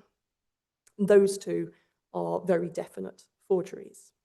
The third section of the text is traditionally and rather confusingly referred to as the second continuation, very helpful.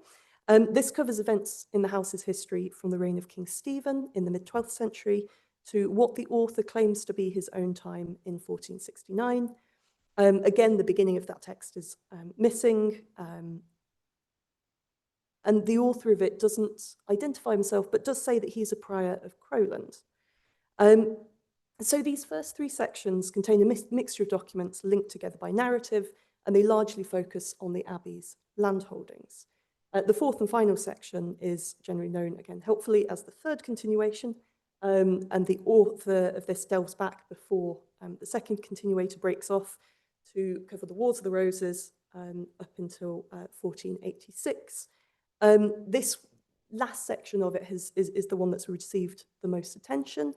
It's a rare contemporary source for the 15th century Wars of the Roses that's not written with the benefit of Tudor sympathies, and is the only part of it that's been edited since the 19th century, no surprises here, by the Richard III Society. It's also compounded by the fact that the manuscript tradition of the Historia is really tricky. We only know that of 5 texts ever surviving, of which only 2 now survive, and one of them looks like this because it was in the Cotton Library fire of 1731, and this is the best page surviving. Most of it is like little charred fragments, and it's very upsetting. And actually this one was in such a state that it was thought to be lost entirely until the 19th century, when archivists started to go through a big chunk of parchment that had survived the Cotton Library fire, started to peel it apart, and it still had the writing on. So the 1802 copy of the catalogue of the Cotton Library that's still in the British Library has the rubric saying that the manuscript was lost, and then somebody in beautiful copperplate handwriting has crossed it out and written that a small amount now survives. The other surviving text is this British Library Arundel manuscript, which is a 16th century copy just of the first pseudo-Ingolf section. So the other sections that we have are only survive in printed text now, so it's a really tricky one to get hold of. Alongside this, other sources, early sources from Crowland, have been severely criticised. The supposed Anglo-Saxon charters that are contained in the Historia are now regarded as entirely false. The E-Soyer, which is the collection of Anglo-Saxon manuscripts, of Anglo-Saxon charters online, doesn't even copy them out because it says they are manifestly very late forgeries and give them the ultimate insult there. But this is a really interesting, important house. Recent work on the narrative known as the Barnwell Chronicle from the late 12th century by Christian Ispier has shown that that was written at Crowland in the late 12th or early 13th century, and he argued that Crowland Abbey was a centre of hagiographical and historical writing in the early 13th century, and has illuminated that this is an important and very overlooked house. So in this context, the house's other records are extremely important, and this is by way of being a very long introduction. We are finally getting to the Spalding Gentlemen's Society, a very long introduction to the manuscript known as the Rest Park Cartulary, now held by the SGS. So this is a collection of charters, so records recording land transfer, copied out and made into a parchment book sometime after 1343. In its present form, it's around 257 folios long. It probably originally had a few more, but it generally seems to be pretty complete. It begins with royal charters from King Stephen's reign onwards in the mid-12th century, followed by papal and episcopal charters, and then to a collection of charters by lower status people, arranged topographically according to the abbey's lands. It was written largely in the reign of Edward III, and there's documents added from the reigns of Richard II and Henry IV, kind of tucked in amongst it. So over the next couple of years, starting in spring 2026, I'll be working at Cambridge to produce an edition of the cartulary and some other surviving registers from the house for the Lincoln Record Society, with an exploration of what this will show about the house's management of its lands and its culture of memory. So this paper is a very preliminary introduction to the document and the house. So what I'll just give over the next couple of minutes, very brief look at some of the points in the cartulary that I've gleaned already. So the first is that the cartulary, like the forged Historia, seems to have a very strong emphasis on the protection of the boundaries of marshland in the immediate surrounds of the house and the island on which it stands. So the earliest charter in the cartulary, as I've said, is one of King Stephen, and that takes a clockwise perambulation around the bounds of the marsh in which the abbey stands. And we can compare this with the supposed foundation charter of King Athelbald in the Historia, which granted the limits of the abbey's lands in a kind of this many leagues this way, this many leagues this way. So this seems to have been an ongoing concern. And we can see that pressure was increasing very greatly on marshland, particularly after the foundation of nearby Spalding Priory and the changing environmental conditions in the 12th century. It's worth noticing here as well that marshland is not some kind of marginal, muddy place, that this is a very, very valuable asset for supplementing farming households and land managements, including rich grazing lands, fishing, fowling, cutting turfs for fuel. And from the 12th century, and possibly a little bit earlier, these are being drained and converted into arable lands for a rising population. Second point, very briefly, is that the cartulary gives valuable evidence concerning the ongoing management of the marshland. And we have here a gratuitous picture of the landscape around Crowland, taken from the side of the road looking towards Spalding, And although you can't see it here, from the middle of a nettle patch. Good choice, me. So the charters give records of marshlands being divided between claimants, of them being managed, and individuals seem to have had to manage a certain length of ditch or dike based on the amount of arable land that they hold in order to be able to have access to the marshland commons. So there seems to be this kind of moral economy of land management here. All right, I will draw a close. So Crowland Abbey, a fascinating but complicated house whose records have been a byword for forgery and the dangers of insufficiently careful source criticism. The Rest Park Cartulary, held by the SGS, will hopefully be a new way into understanding an important house, which is increasingly being recognised as a centre for writing in the central medieval period, but whose main records that have had most of the study up to date are largely forged. So the study that we'll be carrying out will provide a basis for a new understanding, not only of the historia, but for cultures of memory in the house, how marshland is held and managed through changing environmental conditions. I look forward to be able to tell you a little bit more about it in a couple of years. Thank you.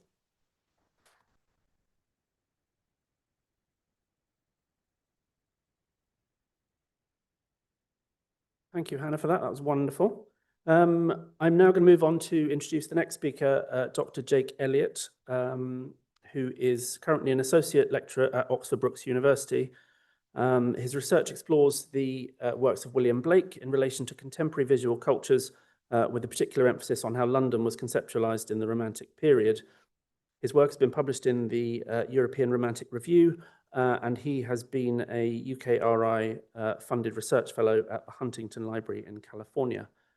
So let's all welcome Jake.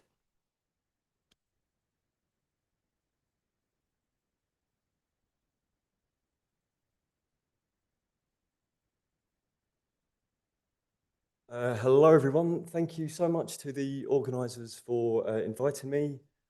It's been amazing to hear everyone's deep engagement with the collections and the physical spaces of both societies. I have to confess before I start, my approach is very slightly different with this paper. So I'm going to just talk a bit about some of the research I did for my PhD, but it did originate in a research trip from the Society of Antiquaries. So I hope that's okay. So during the second night of William Blake's unpublished poem, The Four Zoas, Urizen, a figure representing scientific rationality, divorced from artistic vision, builds a sprawling Empyrean structure. This construction, described by Blake as a wondrous golden building containing broad pavilions, pillared roofs, and high towers, echoes the New Jerusalem of the Book of Revelation, but has vastly different resonances. Rather than representing the eschatological close of history, where God and humanity reunite in the New Jerusalem beyond the constraints of time and space, Urizen's structure encodes a rigid separation between human life and a mechanized natural world. Urizen's workers rattle adamantine chains and heave up the ore in mountainous masses before fixing the moving parts of an externalized nature in their awful stations.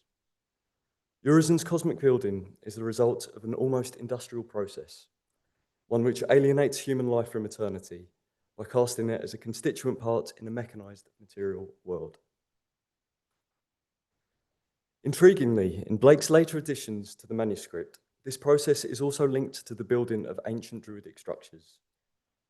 In writing which is visible on the right-hand side of the Four Zoas manuscript, Blake explicitly links Urizen's activity to the erection of Stonehenge on Salisbury Plain among the Druid stone, where human imagination is petrified into rock and sand among the Druid temples. For Blake, the building activity of the Druids is explicitly linked to Urizen's rationalistic outlook. Blake's reference to the Druids may seem incongruous, but throughout the 18th century, these ancient shadowy figures had been the focus of renewed interest, in no small part due to the efforts of William Stukely, the polymathic antiquarian and Anglican clergyman who wrote 2 expansive tomes on the Druidic temples at Stonehenge and Avebury. Stukely's conceptualizations of the Druids differ vastly from those of Blake. For Stukely, the structures of the Druids were meticulously planned to reflect the nature of the divine rather than to separate humanity from eternity. They are one link in a chain that united the ancient Druid religion to the contemporary Anglican Church. This paper will trace some points of overlap between Stukely's and Blake's depictions of the Druids, before exploring how both writers also link the structures of the Druids to the Gothic architectural mode, which flourished in Europe from the 12th century. For Stukely, the Gothic style was a natural successor to structures such as Stonehenge, while for Blake, the Gothic offered a subtle remediation of the static certainties of Urizen and the Druids. Both Williams relate the divine to the material process of building, but for Blake, this is a more tangled process than it is for Stukely.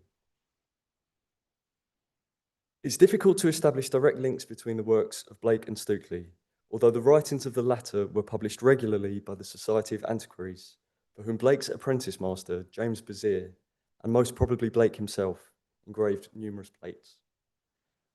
There are, however, echoes of Stukely's writings in Blake's work, which suggest that the latter may have taken influence from the former's celebration of Druidic religion in the description of Urizen constructing his wondrous golden building, described at the start of this paper. Where Blake, for example, ironically describes Urizen as the sovereign architect in the Four Zoas, Stukely uses the exact same phrase to describe a god whose, quote, amazing goodness flows through the fabric of the world.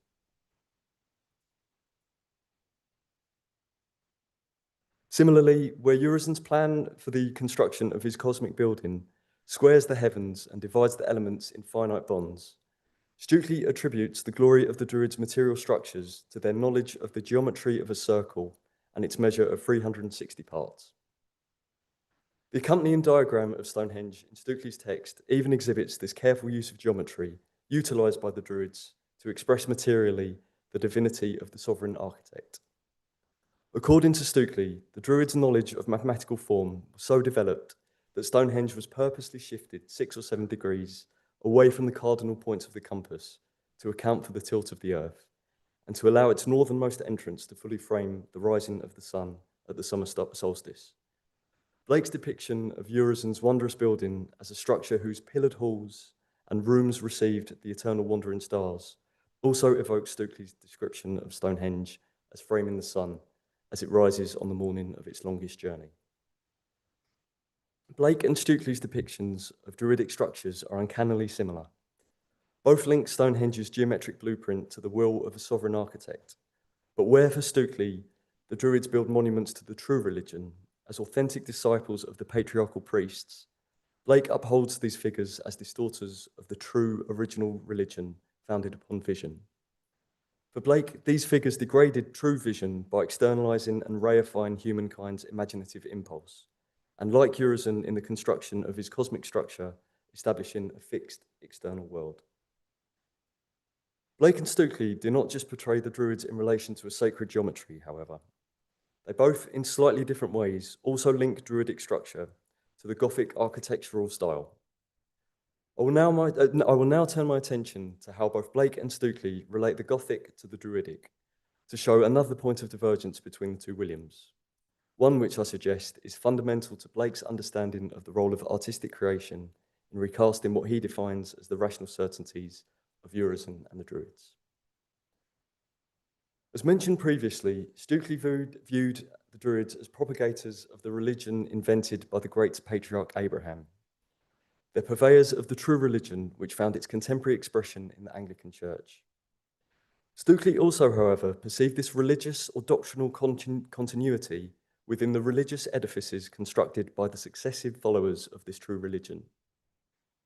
In his 1755 address to the Society of Antiquaries, potentially known to Blake through Bezier's work on its publication in Archaeologia in 1779, Stukely stated that the arch and slender pillars of Gothic architecture emerged from the groves sacred to religion, from the site where the Druids practiced their worship before the Romans came hither. Thus, the present Westminster Abbey looks back to what Stukely calls the verdant cathedrals of antiquity, both in terms of religious practice and its material setting. In an argument which recalls his insistence that the stones of Avebury directly embodied the amazing goodness of the deity, Stukely sees no distinction between the divine, the natural, and the architectural. In the Gothic flourishes of Westminster Abbey, in the stone monoliths of Avebury, and in the arboreal groves of the Druids, the design of the sovereign architect is expressed without complication. Stukely's explicit link between the Druids and the Gothic resounds in other contemporary accounts of the Gothic. It's found, for example, in his close friend William Warburton's insistence that when covered edifices were required by early Christians, they utilised the forms of the Druids' groves in their structures. It is also perceptible in Sir James Hall's essay on the origin and principles of Gothic architecture, published in 1813. In this work, Hall, an MP and amateur geologist, sought to create what he called a primitive hut, which he believed to be the missing link between the natural world and the Gothic cathedrals emerging in the 12th century. For Hall, the latter were stone renderings of these makeshift dwellings emerging after the fall of Rome, which, being made from plants and trees, necessarily took their architectural features from the natural world. An accompanying image to the text visualises Hall's attempts to recreate this link between nature and Gothic edifice, where the variety of nature and the regularity of art coalesce within what he calls the Gothic's architectonic forms. Hall does not explicitly reference the Druids as Stukely does, but his work reflects Stukely's belief in a congruence between the natural world and the Gothic mode, one which celebrates the latter as an untroubled extension or outgrowth of the former. Strangely enough, there is a rare engraved image from Blake, which is evocative of Hall's hybrid structure. This image, situated without explanation in a short work promoting Blake's large painting of Chaucer's Canterbury Pilgrims, shows Canterbury Cathedral emerging from a tangled mass of vegetation. The sharp, almost scratched lines which constitute the cathedral are viewed from a position where structure and undergrowth are hard to separate, and it seems to suggest that the cathedral emerges from nature, as it does for Sir James Hall and for Stukely. Blake's understanding of the Gothic mode's relation to the natural world and to the structures of the Druids is not, however, as straightforward as this image suggests.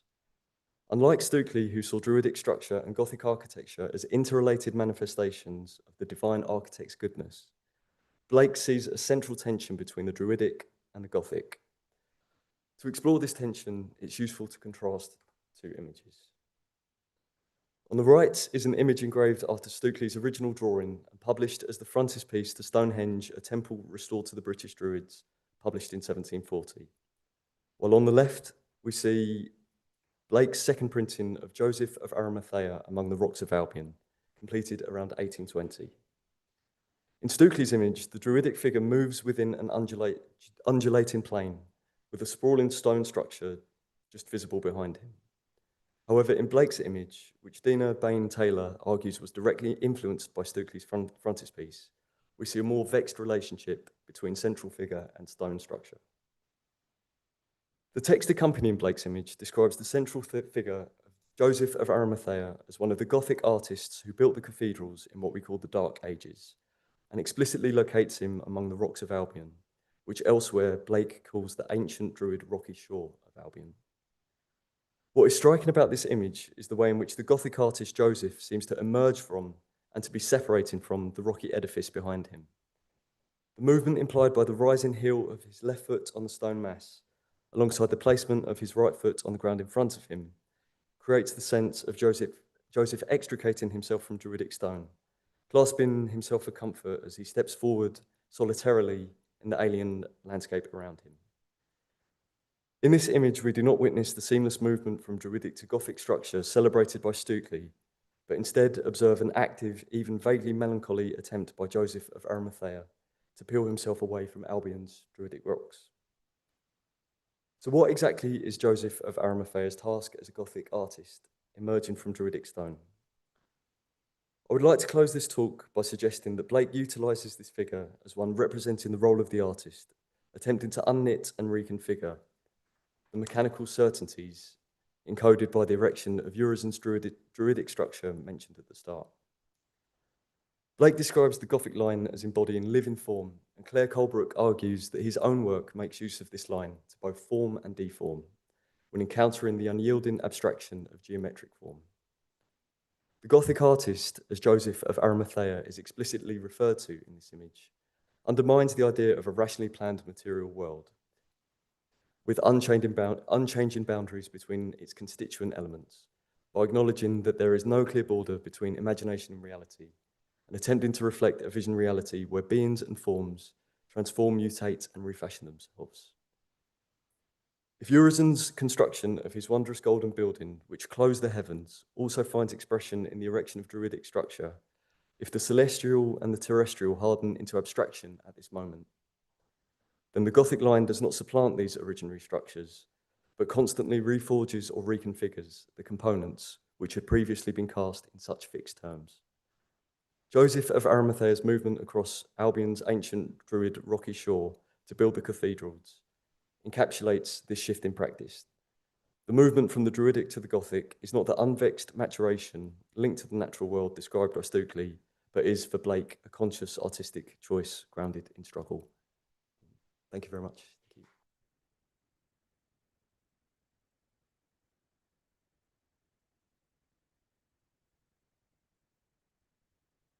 Thank you, Jake.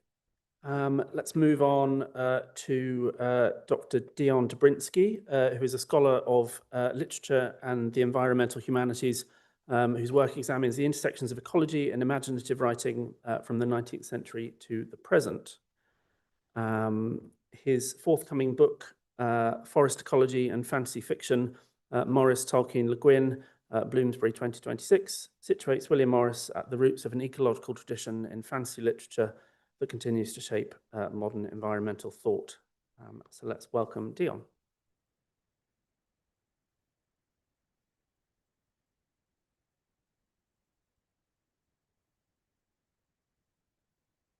Hello, everyone. Good afternoon. I would like to read News from Nowhere with you today. It's William Morris's prescient utopian vision of a future forested London. Written in 1890, yet set largely 200 years into the future, or for us, 65 years into the future, in the late 21st century. Nowhere is an imaginative space of dialogue and critique over a period of rapid social and ecological change. It is a place into which we can immerse ourselves and reflect on the world as it was, as it is, and as it might yet become. And as we sit here in Burlington House, it's worth noting that we're situated near the Thames, that very river that William Guest, the time-travelling protagonist, journeys up through central London, through Piccadilly, to reach Morris's own home in Oxfordshire, Kelmscott Manor, at the novel's culmination. This physical context allows us to think more concretely about how landscape, narrative, and aesthetic form interact in both text and place.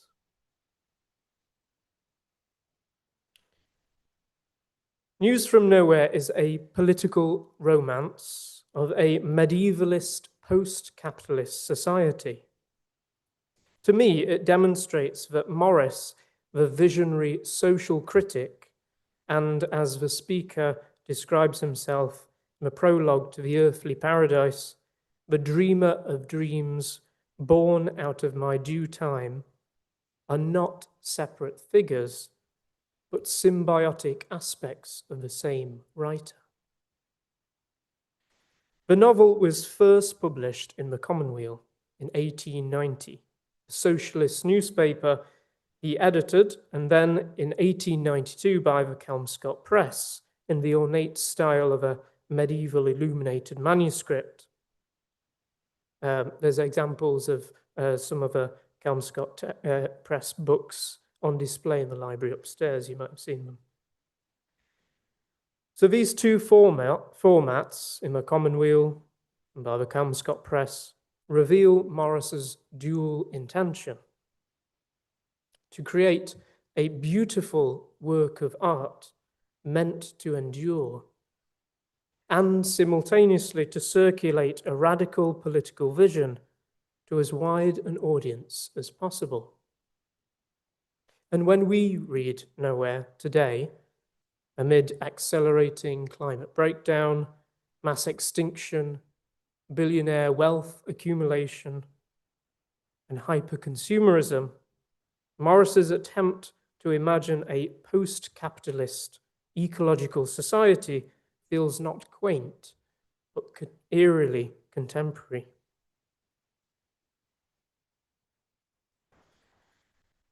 The novel's ecological and aesthetic imagination is already latent in Morris's earlier work.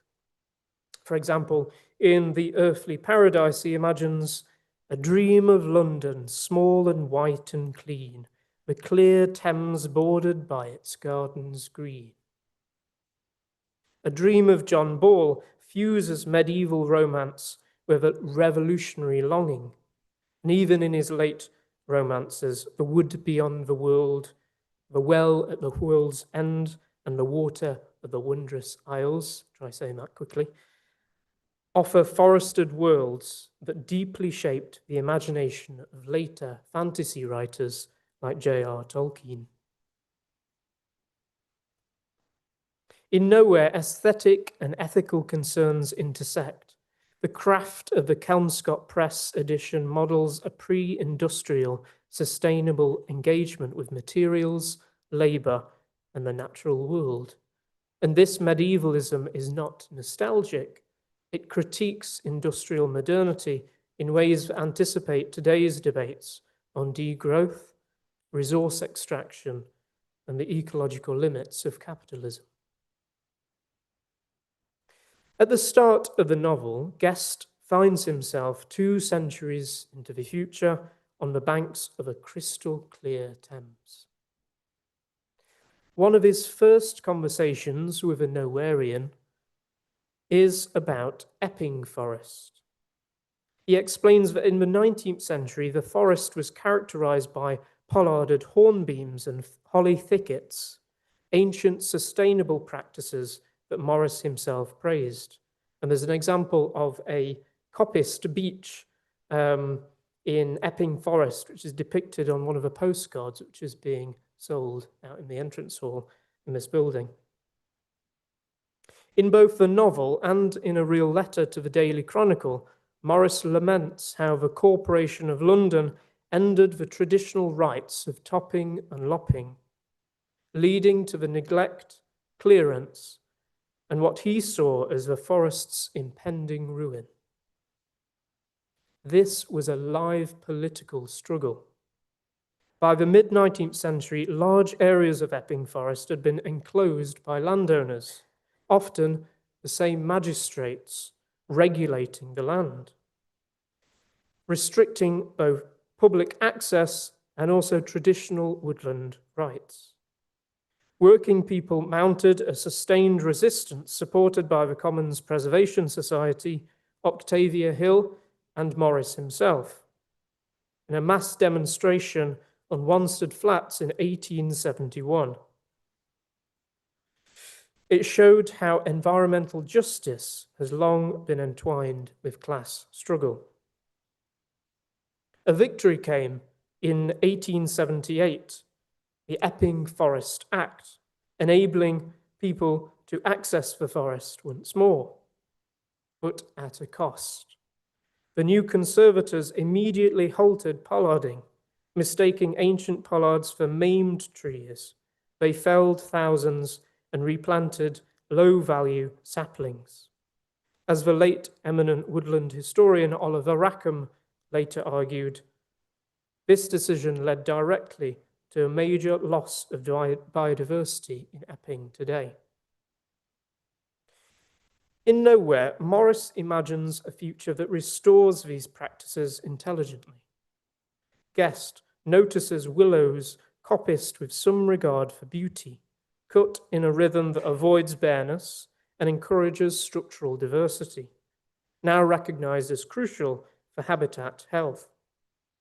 Through such details, Morris shows a profound awareness of how woodland, community, and livelihood interdepend. And in our own moment, marked by the policing of protest, the forest becomes a reminder that ecological degradation is also a political process shaped by power, access, and economic inequality.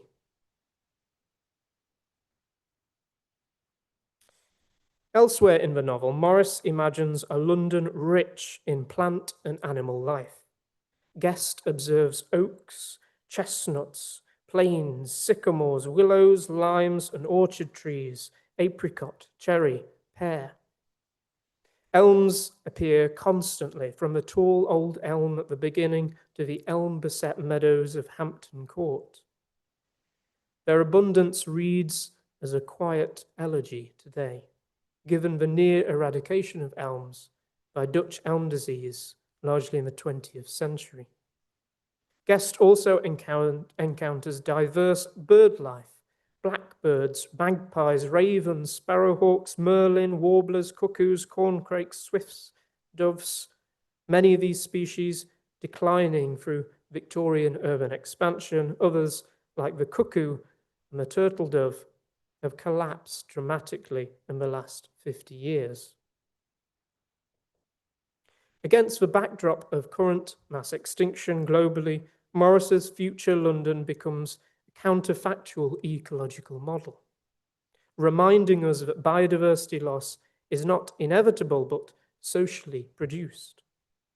Where ecology, the science of ecology, uses models and data to imagine restoration, Morris creates an emotional, immersive model, a world in which we can feel what a flourishing ecological urbanism might be.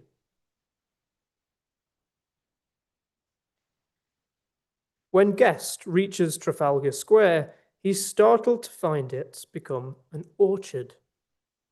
Apricot trees on the south side and a line of tall old pear trees leading towards Parliament, now repurposed into something more useful, a dung market. This is not a whimsical utopian landscaping. Trafalgar Square was and remains a symbolic centre of public protest. His guide's hazy memory of a fight in 1887 refers quite clearly to Bloody Sunday. Morris marched there himself alongside unemployed EastEnders and fellow socialists like Eleanor Marx and Bernard Shaw, and witnessed the violence firsthand. In Nowhere, the orchard grows out of that political soil. It is a memorial to collective struggle and a prophecy of what such struggles can yield.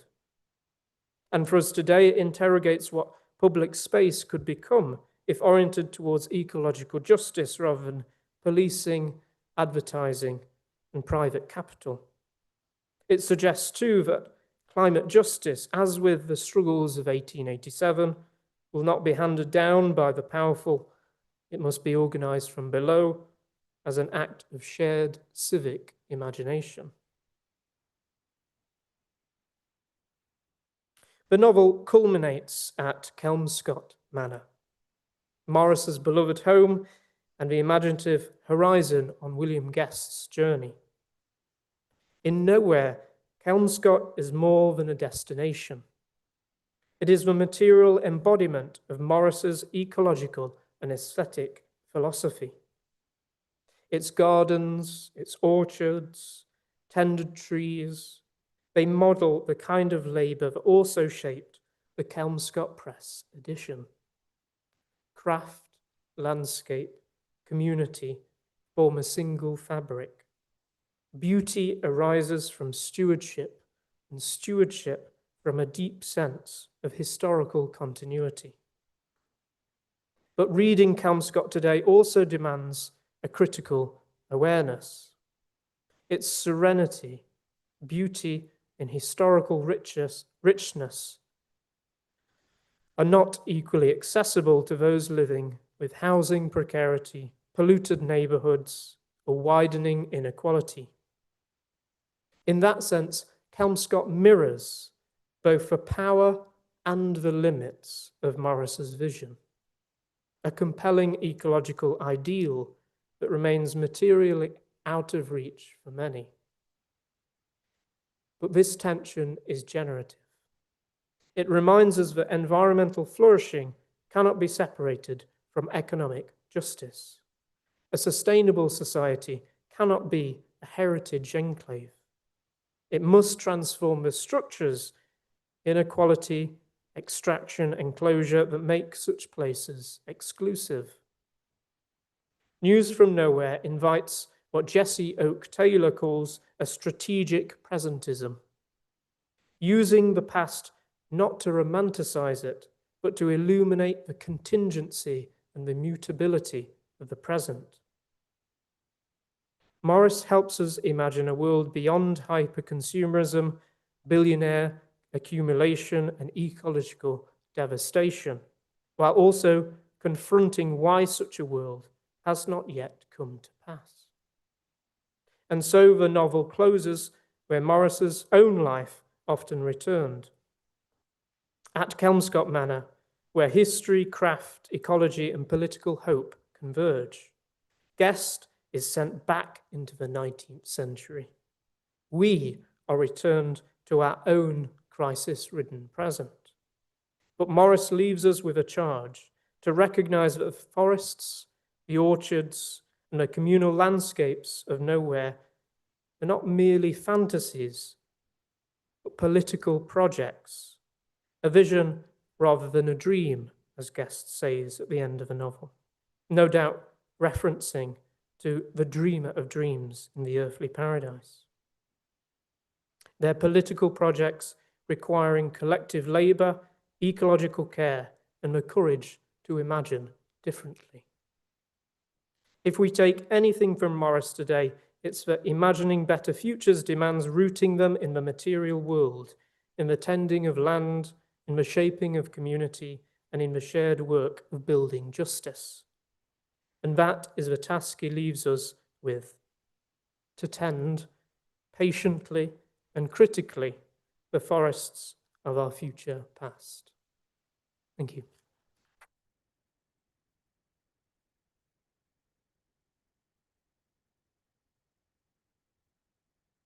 Thank you, Dion. That was really, really interesting. I'll now move on to the last speaker in this section, Lindsay Shaw, who is an award-winning producer and cultural innovator working with Smartify and pursuing a PhD at King's College London under Professor Hannah Dawson. Her doctoral research focuses on Arbella Stewart, exploring the intersections of heritage, creative writing, and historical interpretation through experimental storytelling. She has led major heritage and community programs, including the immersive Ascoffy Enlightenment Pleasure Gardens in Spalding and a digital portrait experience at English Heritage's Kenwood House. Founder of Heroine City, Lindsay creates podcasts, apps, and live performances that highlight women's histories and beyond. Her cross-disciplinary career spans theatre, music, broadcast, and international TV and film. So let's welcome Lindsay.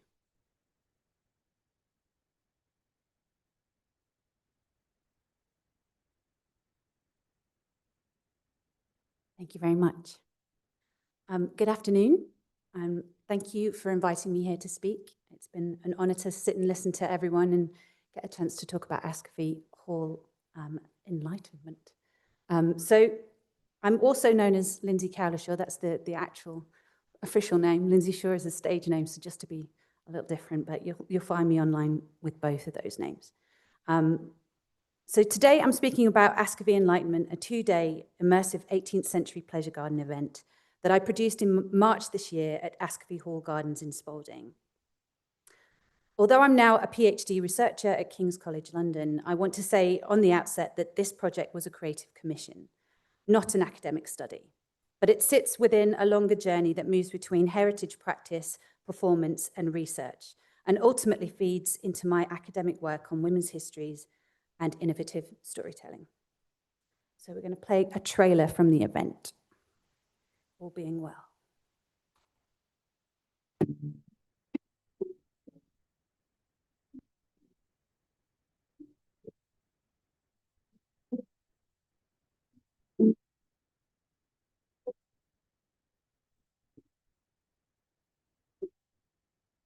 We're bringing the history of Ascafee Hall and Gardens to life this weekend with our Ascafee Enlightenment event. So one of the many reasons that I think this event is important to Ascafee Hall is that it brings the community together under the banner of having fun, finding out a little bit about the history of the hall and local heritage and connecting people.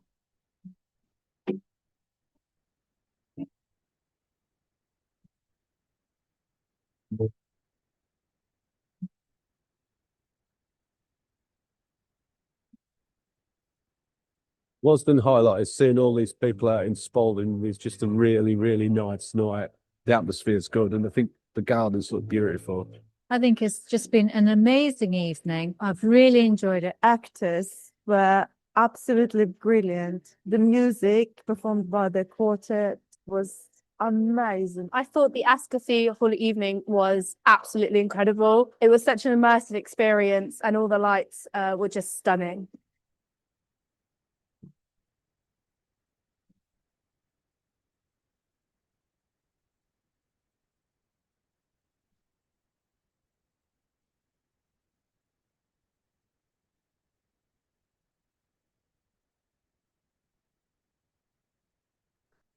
There we go. My interest in historical storytelling began early. I grew up beside the ruins of Bradgate Park, and from childhood, I heard about Lady Jane Grey from my primary school teacher mother long before I encountered her story anywhere in formal education. The tangibility of her tale made its imprint. That was my first experience of the power of an inherited story, of a woman's life carried across generations through place and family memory. Years later, with this foundational fascination with history, I had forged a career as a professional storyteller, as a singer-songwriter and producer of TV and film. My mother came back after a visit to Hardwick Hall and said, "You must go and learn about this formidable woman, Lindsay. She designed her own houses and worked her way to the top of Tudor society." I went, and I was astonished. At 35, as a headstrong redhead Midlander, I was only just discovering the story of Bess of Hardwick, another headstrong redhead Midlander, about whom I had never been taught and never had my mother. So why had it taken so long for us to find her? That moment was further sharpened when, during the same visit, a guide highlighted the connection between Bess and the Grey family. I was flabbergasted. It again illustrated how often women's histories survive informally, passed on through parents, teachers, and private memory, rather than through public commemoration. These revelations sparked by my mother shaped my understanding of the female gaze and heritage, not only women as subjects of history, but women as transmitters of historical knowledge. All of this laid the groundwork for Heroine Media CIC, the non-profit multi-platform production hub I founded to bring women's histories to life through creative public storytelling for the 21st century. And understanding that a scholarly foundation was necessary to complement my years as a performer producer, it fueled my MA in cultural heritage, supervised by Dr. Dustin Fraserwood of the Spalding Gentlemen's Society. I became interested in how we might recenter marginalised women's voices within historical interpretation. My dissertation focused on a project at Kenwood House, there's a picture here of Coco dressed as Kitty Fisher, around the portrait by Joshua Reynolds from 1759 with Kitty Fisher as Cleopatra dissolving the pearl. That work explored how digital media and performance can shift interpretive authority away from purely institutional voices and towards more imaginative and inclusive modes of engagement. So you can see Hardwick there, and that's my mum in front of the ruins at Bradgate House.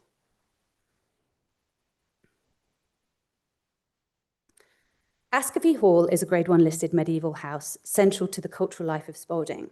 With over 500 years of history, South Holland Council commissioned me to design a public heritage event that would bring new audiences into contact with the site and its stories. The brief was a private contract and community focused, but my approach was shaped by my academic interests and past commercial production success. We transformed the gardens into an 18th century pleasure ground inspired by Georgian entertainments, music, dance, games, promenading, spectacle, and playful learning. Alongside colleagues, I hosted the event in character, leading visitors through the weekend's activities. Across 2 days, between 800 to 1,000 visitors attended. The event blended historical interpretation with theatricality, including promenade performances, community art installations, in situ dance workshops, live music, cosplay, and a scavenger hunt that introduced audiences to Enlightenment themes through interaction with character actors to find clues. On the run-up to the event, we incorporated a webinar series to extend learning and access beyond the physical weekend. While the aim was entertainment, the structure relied heavily on interpretive techniques from museum practice, community work, and performance studies. In developing the event, our interpretation needed to be rooted in the historical reality of Ascovy Hall and its place within the cultural landscape of Spalding. Working with the curators at the Hall Museum and Spalding Gentlemen's Society, we drew upon collection portraits, catalogued objects and manuscripts connected to the family who lived or shaped the hall, particularly the Johnson family, whose presence spanned key decades of the Enlightenment. These portraits and objects helped us build a sense of character, context, and atmosphere. We used Georgian-era costume silhouettes, musical references, and documented entertainment to inform the look and feel of each segment of the event. Sections were designed and timed to gently lure guests through themed areas based on the geography of the garden, with classical nods to air, water, earth, and fire. In addition, a folkloric legend provided another dramatic storytelling layer alongside the biographical and cultural cues that shaped the scripts, improvisation, interactive moments, and in-character introductory monologue. These sources ensured that, although playful and immersive, the experience remained grounded in authentic local history.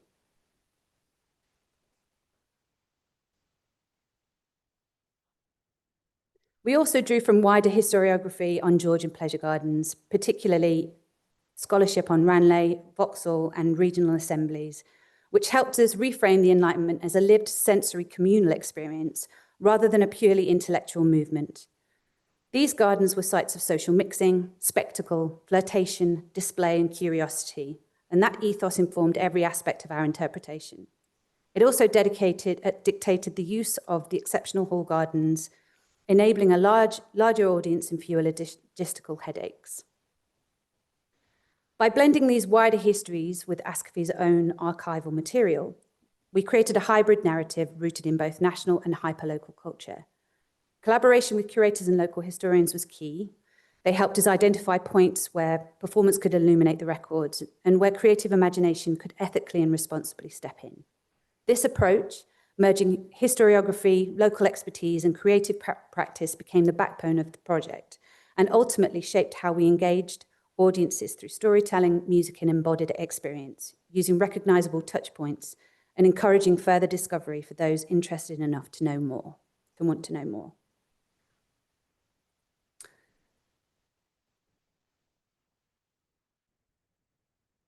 So, what we learned. Several insights emerged that I think are relevant to this audience.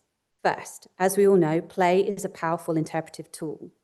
Families, school groups, and older visitors engaged more deeply when knowledge was experienced physically, listening, dancing, exploring, asking, solving clues, rather than passively consumed. Second, immersive formats can create embodied encounters with history that differ significantly from traditional exhibition approaches. People felt part of the narrative rather than adjacent to it, which opened discussions about identity, fashion, and Enlightenment culture in approachable ways. Third, community involvement is essential. Local volunteers, schools, and performers became co-creators rather than receivers of history. This aligns with current debates in public history about collaborative authorship and shared heritage. And finally, there were tensions. Balancing historical accuracy with entertainment requires careful thought. Multiple stakeholders create their own set of challenges, and outdoor events bring weather, logistics, and unpredictability. But these challenges also sharpen the practice and make immersive heritage a living, negotiated experience, not a static retelling.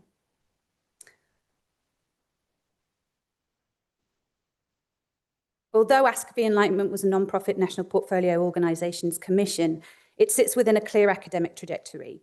My MA, including the Kitty Fisher Kenwood House digital portrait experience, shaped my understanding of in situ interpretation, the politics of representation, and developed my methodology for amplifying marginalised voices. This, alongside my commercial work, shaped my tools for narrative design, audience engagement, and cross-media storytelling. It also underlines the joy it can bring when everything comes together. These experiences now form the basis of my PhD at King's College London, which is dual disciplinary, co-supervised by Dr. Hannah Dawson in the Department of History and Professor Anna Redding in the Department of Culture, Media and Creative Industries. My research focuses on Arbella Stewart, 1575 to 1615, using creative and experimental storytelling methods to re-examine her life, agency and representation. In many ways, projects like Ascafy Enlightenment operate as practice-led laboratories, spaces where ideas about narrative, audience and representation are tested in real time with real communities for the benefit of all. To conclude, I believe immersive storytelling has an important role in public history. It democratizes access, enables sustainability, stimulates engagement and critical thinking, and can, if the opportunity is seized, raise voices that have long been absent from formal narratives. Thank you.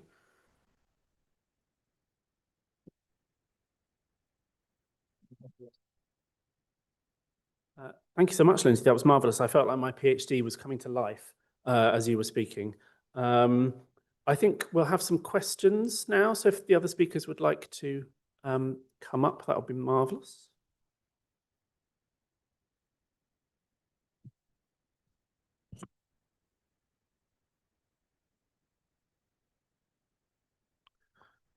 Do we have any questions? I see a question at the back. Do we have a mic? Yes. Thank you. Oh. Sorry. Thank you so much for fantastic papers. I'm going to ask a broad question, partly because I'd like to ask a question that all four of you might be able to comment on. And that's about the relationship of your work with space and place. This is especially inspired, Dion, by your really beautiful pictures of Kelmscott as it is now. So I was wondering how, and obviously Lindsay being in Ascafy and being in that place. So how important is place in shaping the work for you?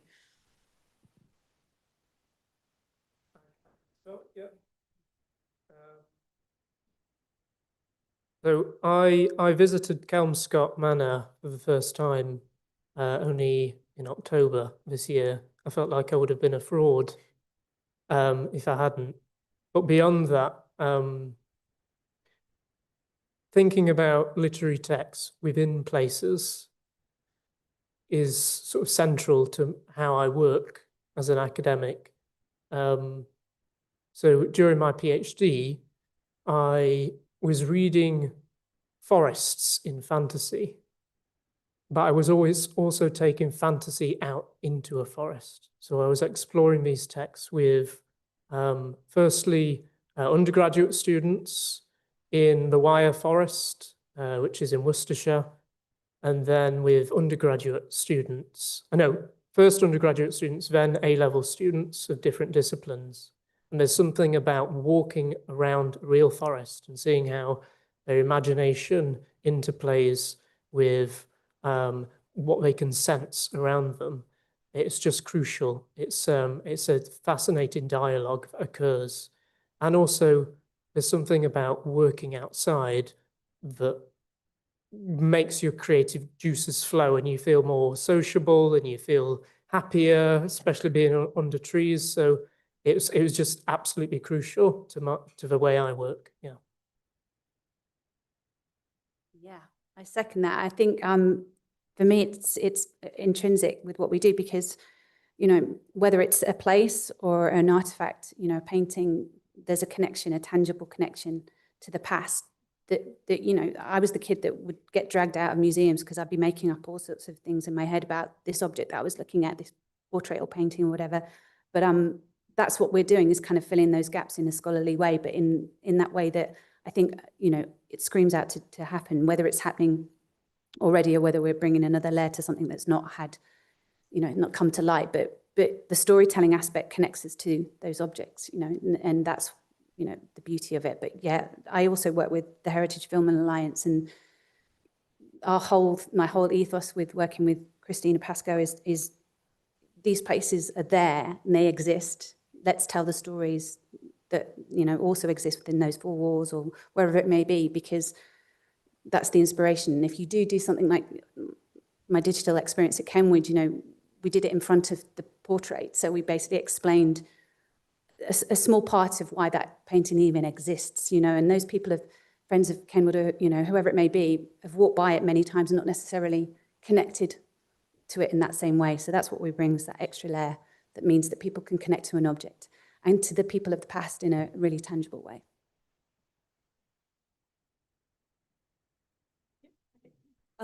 Yeah, thank you. Really interesting question. I mean, the research that I'm doing is essentially trying to uncover how people in the past were thinking about space and place in this context, you know, around the monastic house, how they understood the kind of relationship to the monastery's lands, and particularly, you know, the island that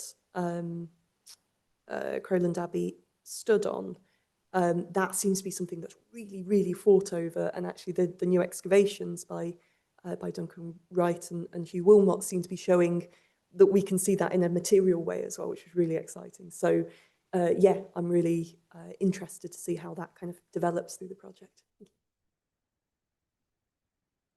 Yeah, thank you for the question. I think, yeah, so in my paper, I think I was trying to contrast an abstract space with like a lived space in some way, which is what I try and do in my writing. I realised that's quite ironic saying that when I didn't actually refer to any specific places in that paper. But yeah, the idea of the Gothic line being something that encourages less abstract or less kind of less conventional approaches to spaces and to objects, which I think is what all the talks here have been about today, and sort of the interactions with the collections and approaching it in different ways, and getting out of conventional approaches to the archive or to cultural spaces. So my paper didn't really do much about it, but it's pointing towards what other people have done. Any more questions? I'm going to ask a question for Lindsay, if I may. This is weird not being able to look at you while I speak, but thinking about your creative process and how you, I know from my own work on Spalding, there are so many people and so many stories in that world. How you sort of went about maybe choosing what to focus on, and if there were things that you maybe hadn't been able to include and had wanted to. So if you could say a little bit more about that.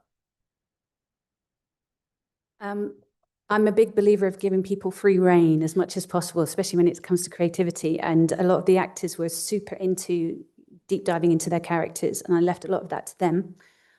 We obviously had limitations on budget as to how many people we could have. So we chose people that we thought would be entertaining, but also that the actors connected with and wanted to represent. So there's a bit of that.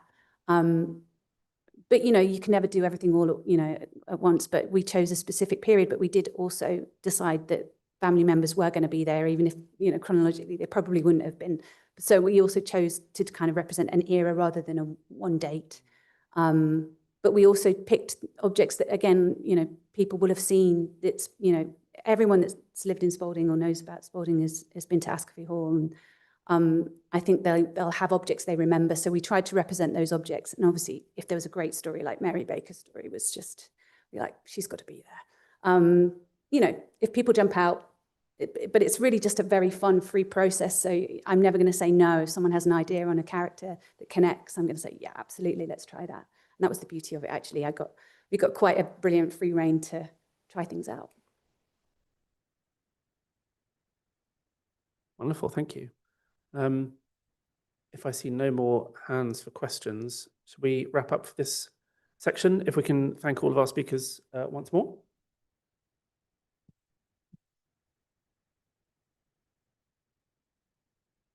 And then I will introduce Dustin, who is rapidly having a drink of water, to come and introduce the final session for us now.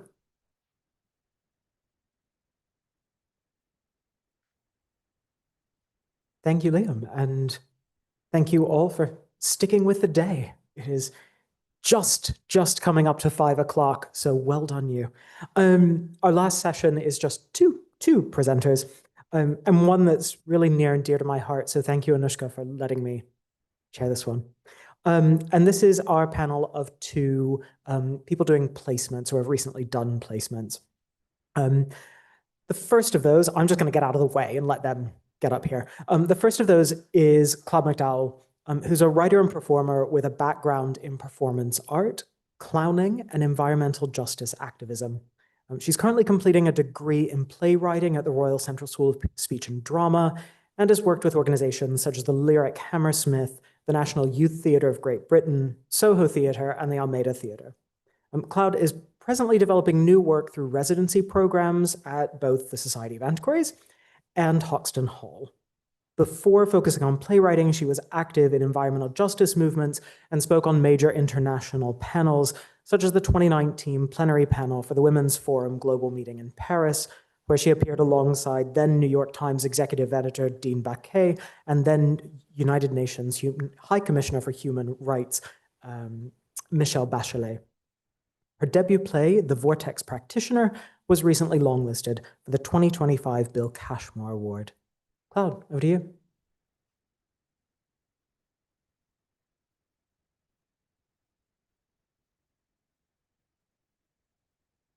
Hello. So I'm Cloud, and as you've just heard, I have quite a varied background, from clowning and performance art to acting and environmental justice. But I am now a writer, and it is in that capacity that I have been in residence at the Society for roughly the last 2 months. Making use of the rich and diverse collection and expertise housed under this roof, and drawing on lectures and events such as the ordinary meetings and the Past Matters fundraising program to create a 30-minute playtext. Across this brief presentation, I will walk you through some key moments of inspiration that I encountered during my time here, and will delve briefly into the subject and form of my play in development.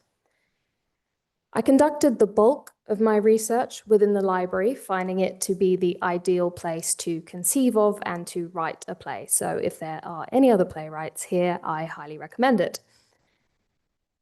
It was here, during one of these early research days, that inspiration struck.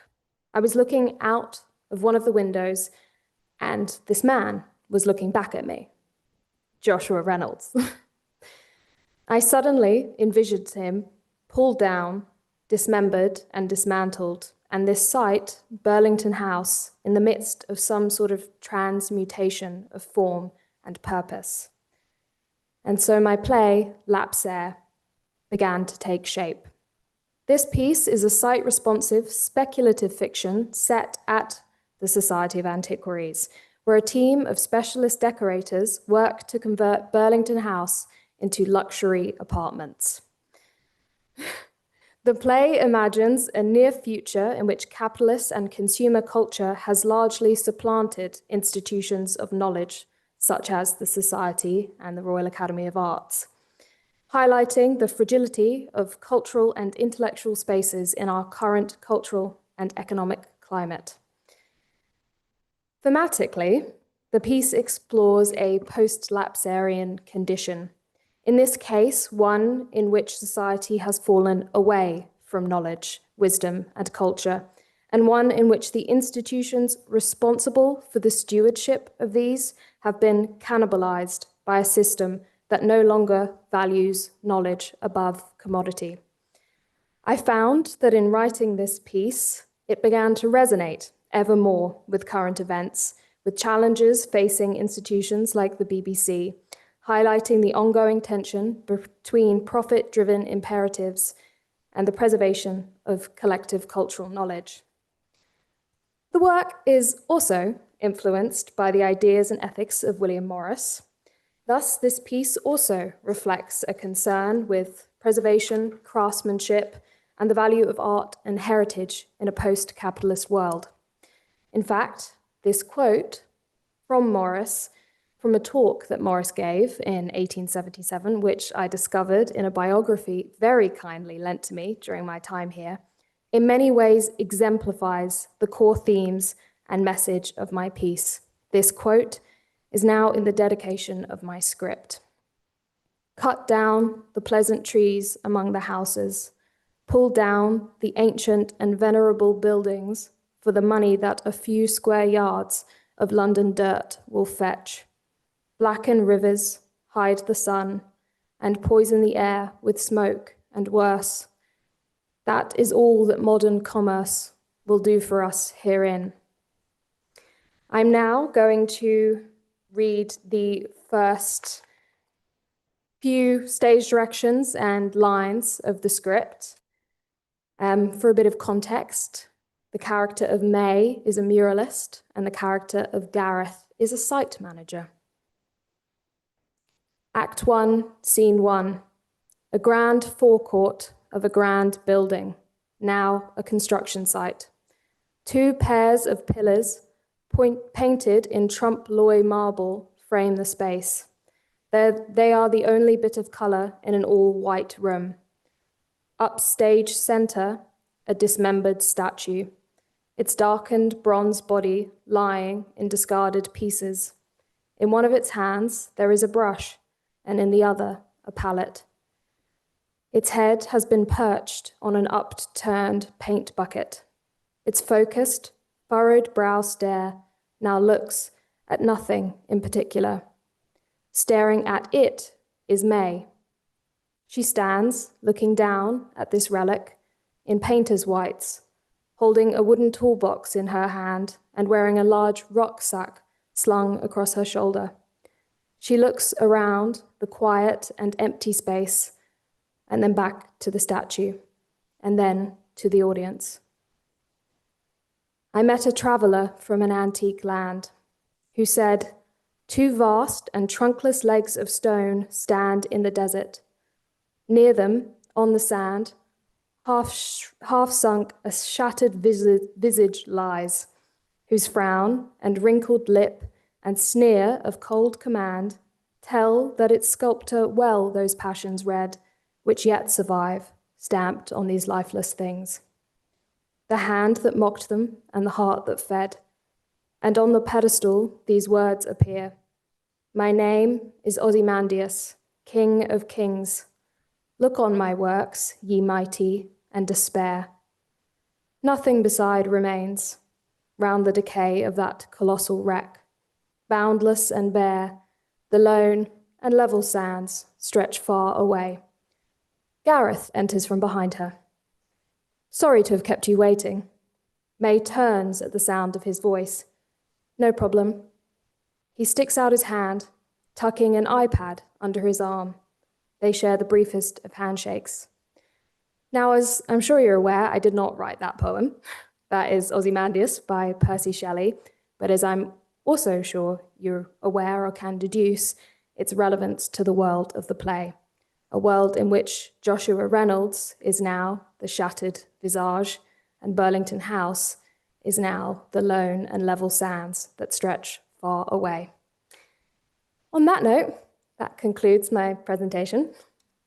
I'd like to extend my sincerest thank yous to the following people and institutions, particularly Natasha McEnroe and Anushka Lester, for your support throughout this residency.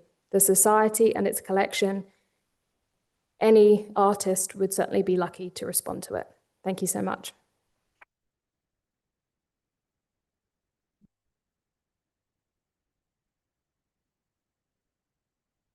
Thank you so much, Cloud. Our second speaker in this final session is Molly Pye.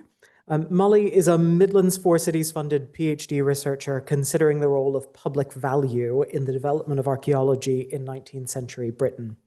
She's currently on placement here at the Society of Antiquaries, undertaking a co-design project that's entitled Fostering Connections, Developing an Early Career Community at the Society of Antiquaries of London. Molly will be talking about her involvement with the Society, her placement, and the exciting Early Career Antiquaries event she'll be running on the 16th of January. Molly.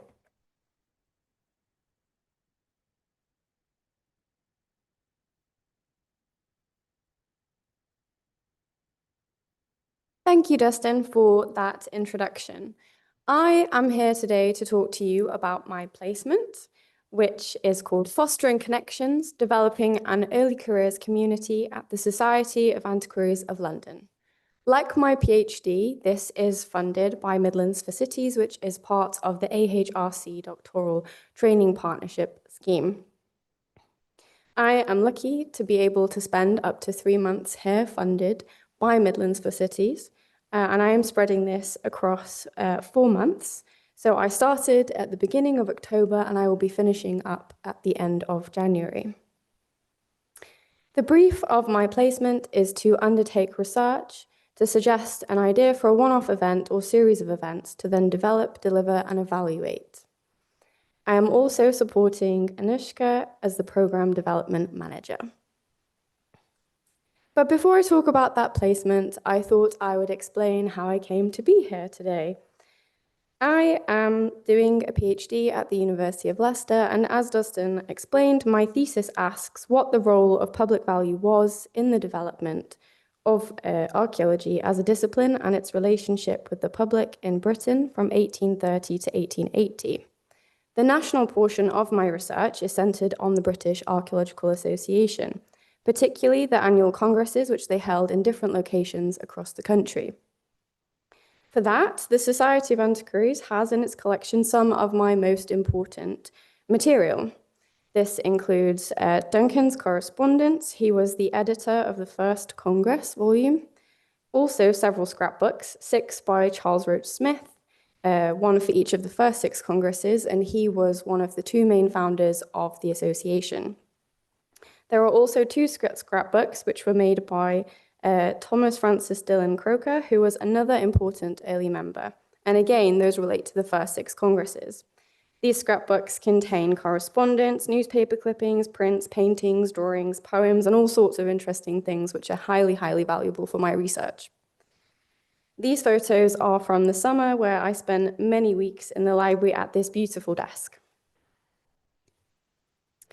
It was knowing how important these materials would be that I first came to the Society for last year's Collections and Research Day, just when I was starting out. As I said, that was my first real interaction with the Society and where I met Anushka, who is the person with whom I developed this placement and I have been working with. In fact, Collections and Research Day has formed quite a large part of my placement.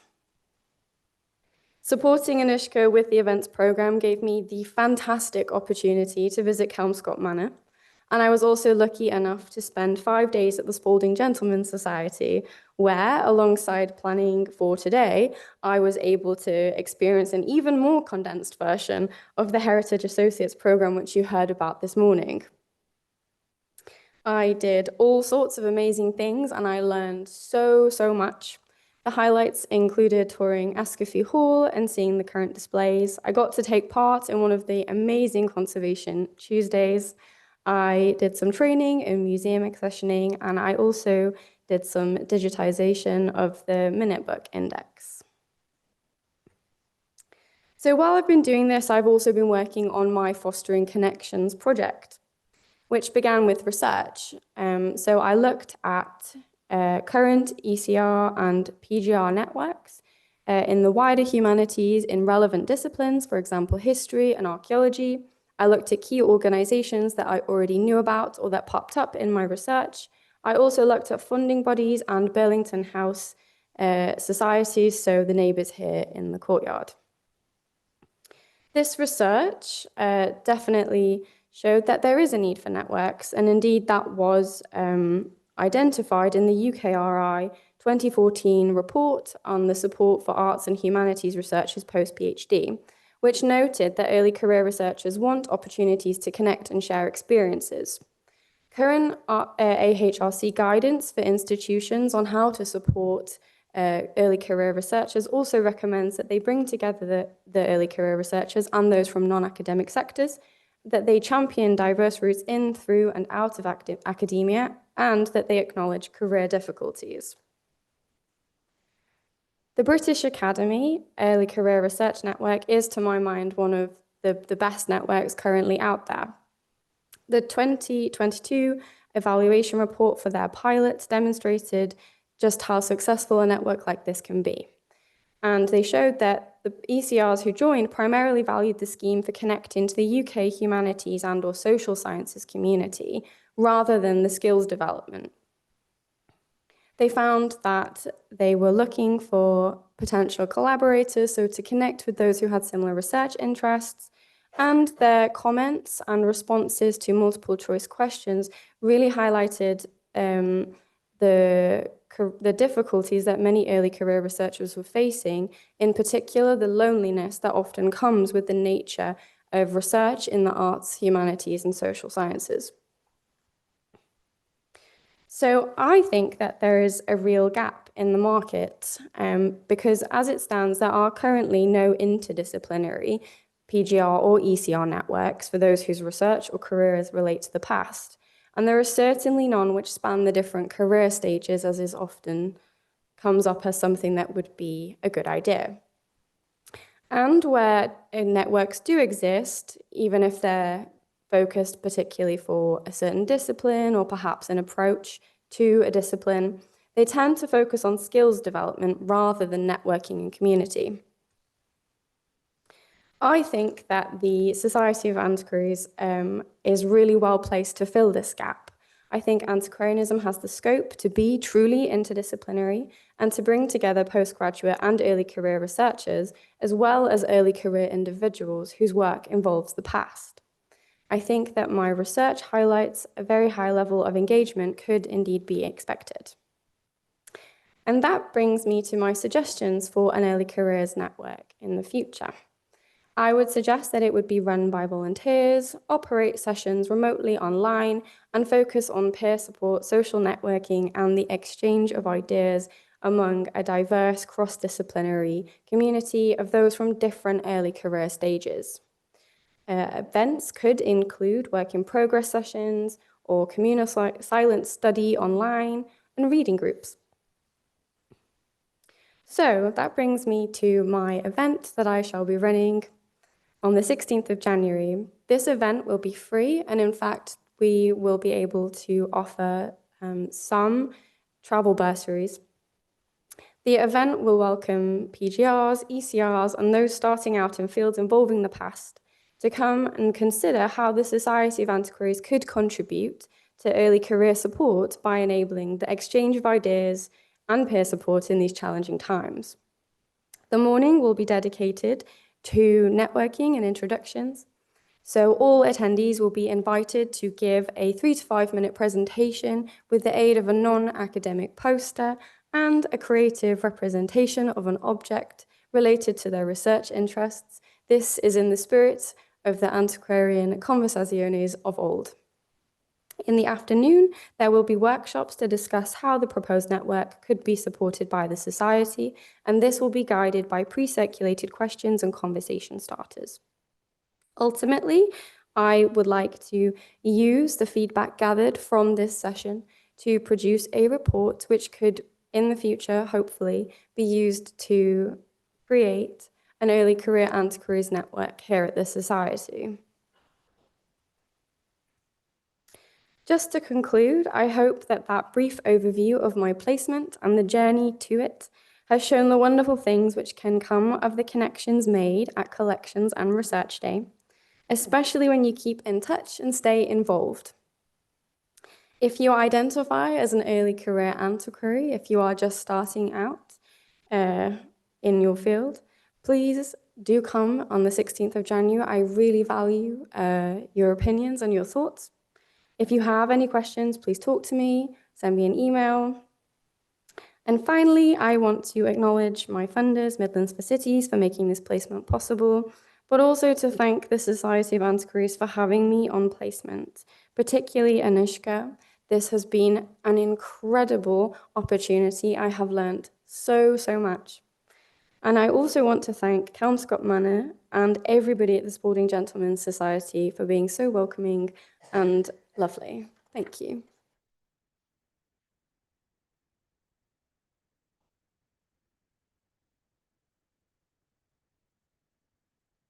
Thank you so much, Molly.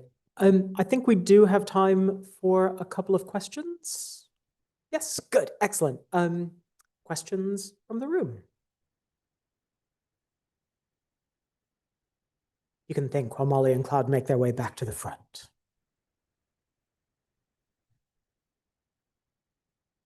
And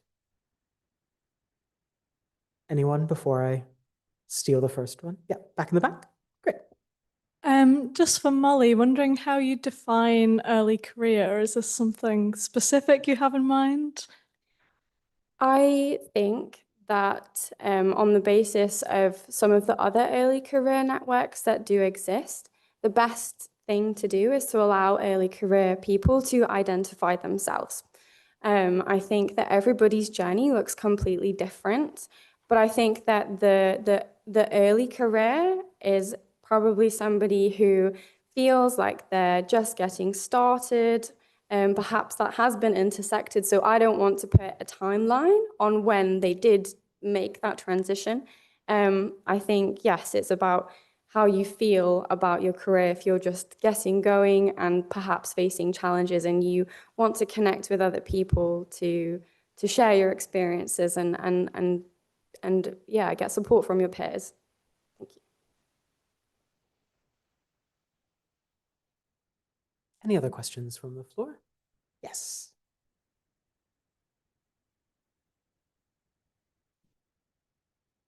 So lovely to hear about both of your placements and the work that you're doing. It's really exciting.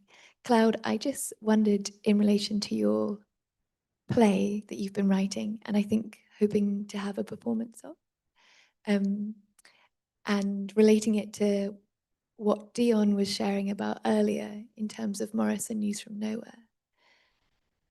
What you hope the response to the play will be? What kind of questions do you want your audience or the reader of the work to take away from it? And how do you imagine, or do you imagine that this might be, in a similar way to Morris with News from Nowhere, an opportunity to imagine a different future? Yeah, I think definitely to imagine, well, not the future depicted in the play. I hope that that never happens.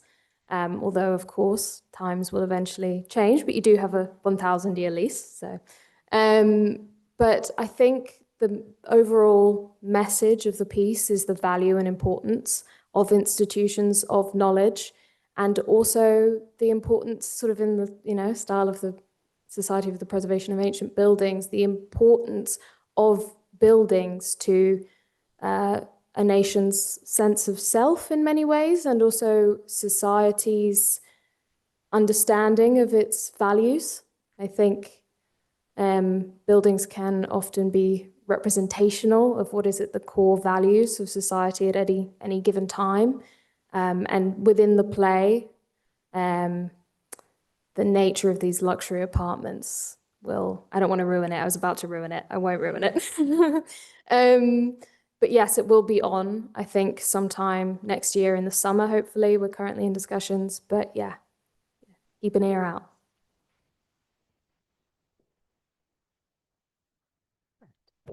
Any more? I think we might have time for one more question.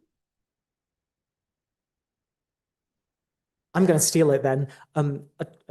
It's really awkward to ask questions from up here, isn't it? Let's try that. Okay, to both of you, a challenge maybe. For a placement or a residency to be successful, what is the one thing it has to have from your perspectives?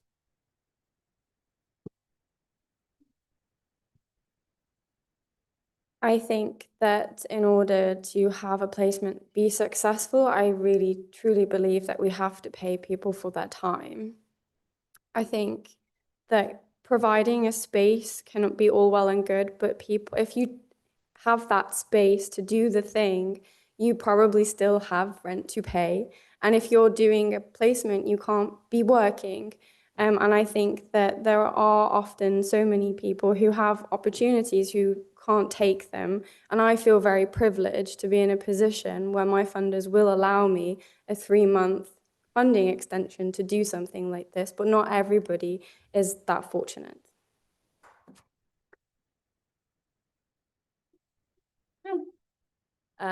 Yes, similarly, on that note, it's quite difficult to juggle with a job, so some level of funding. Luckily, mine was considerably shorter than Molly's. It was approximately 6 weeks, although it went on slightly longer. But I think as a writer or as an artist, it's a sort of combination of guidance and freedom. I was given guidance and support, but I was also allowed to interpret the collection as however I wanted. And that was really essential in terms of being able to have an idea for a play and feeling as though I had the freedom to explore the themes that I felt were relevant or important. And also just a culture of openness, I think, for an artist to actually be able to come in and genuinely respond, not just give you back what they think you want to hear. Yeah. Thank you both. One more round of applause for Molly and Cloud, please. Thank you.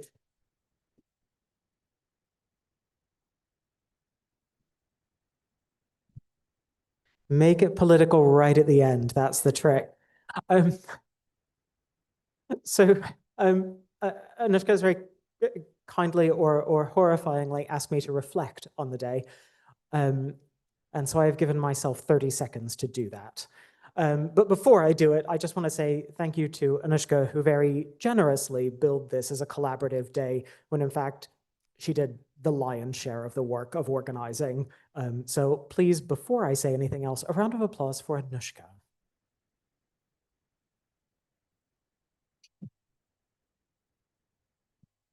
And now she is horrified. Look at that. So I think if I obviously cannot sum up the presentations we've heard today, but I think it does remind me of two things.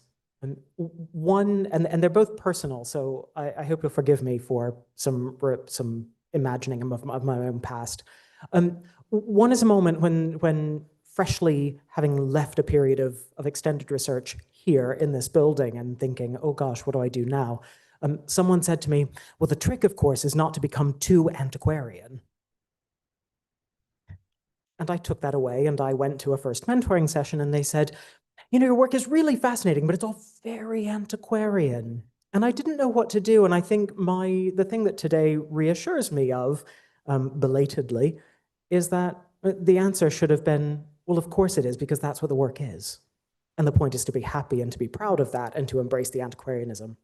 The second memory is sitting upstairs in the library and getting some very dirty looks for howling with laughter, reading letters. And I think the thing that I remarked on most today was the spirit of imagination and play and creativity running through all of these projects, all of the placements, whether it's down through the lens of a microscope, or whether it's exploring the countryside, or whether it's thinking about Stukely's angles and circumferences.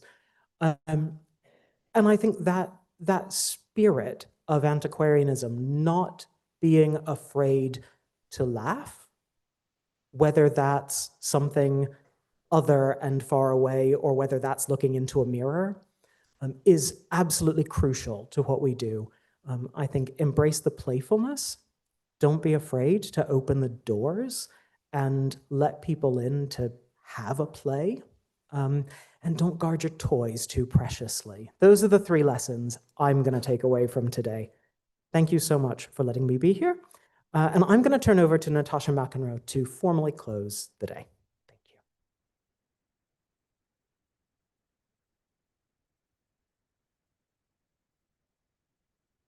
Thank you so much, Dustin.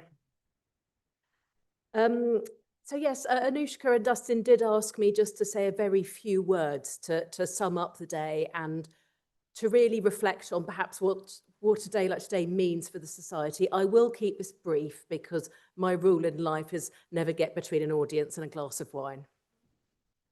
So for those of you who don't know me, I'm Natasha McEnroe and I'm the General Secretary of the Society of Antiquaries. So as such, I have overview of both the Society at Burlington House and Kelmscott Manor, and of course work closely with both the amazing teams there. I think the Collections and Research Day, in many ways, is actually the most important day of the calendar across both organisations. And for those of you with an idea of quite how packed our calendar is, that is quite something to say. I think it's because it is a shop window of all of our activity, of everything that goes on. It's a way of sharing, a day of discussion, of playfulness, as Dustin has just summarised, sharing our research. And I think that I can't be alone in being just staggered by the sheer breadth of work that people have shared with us today.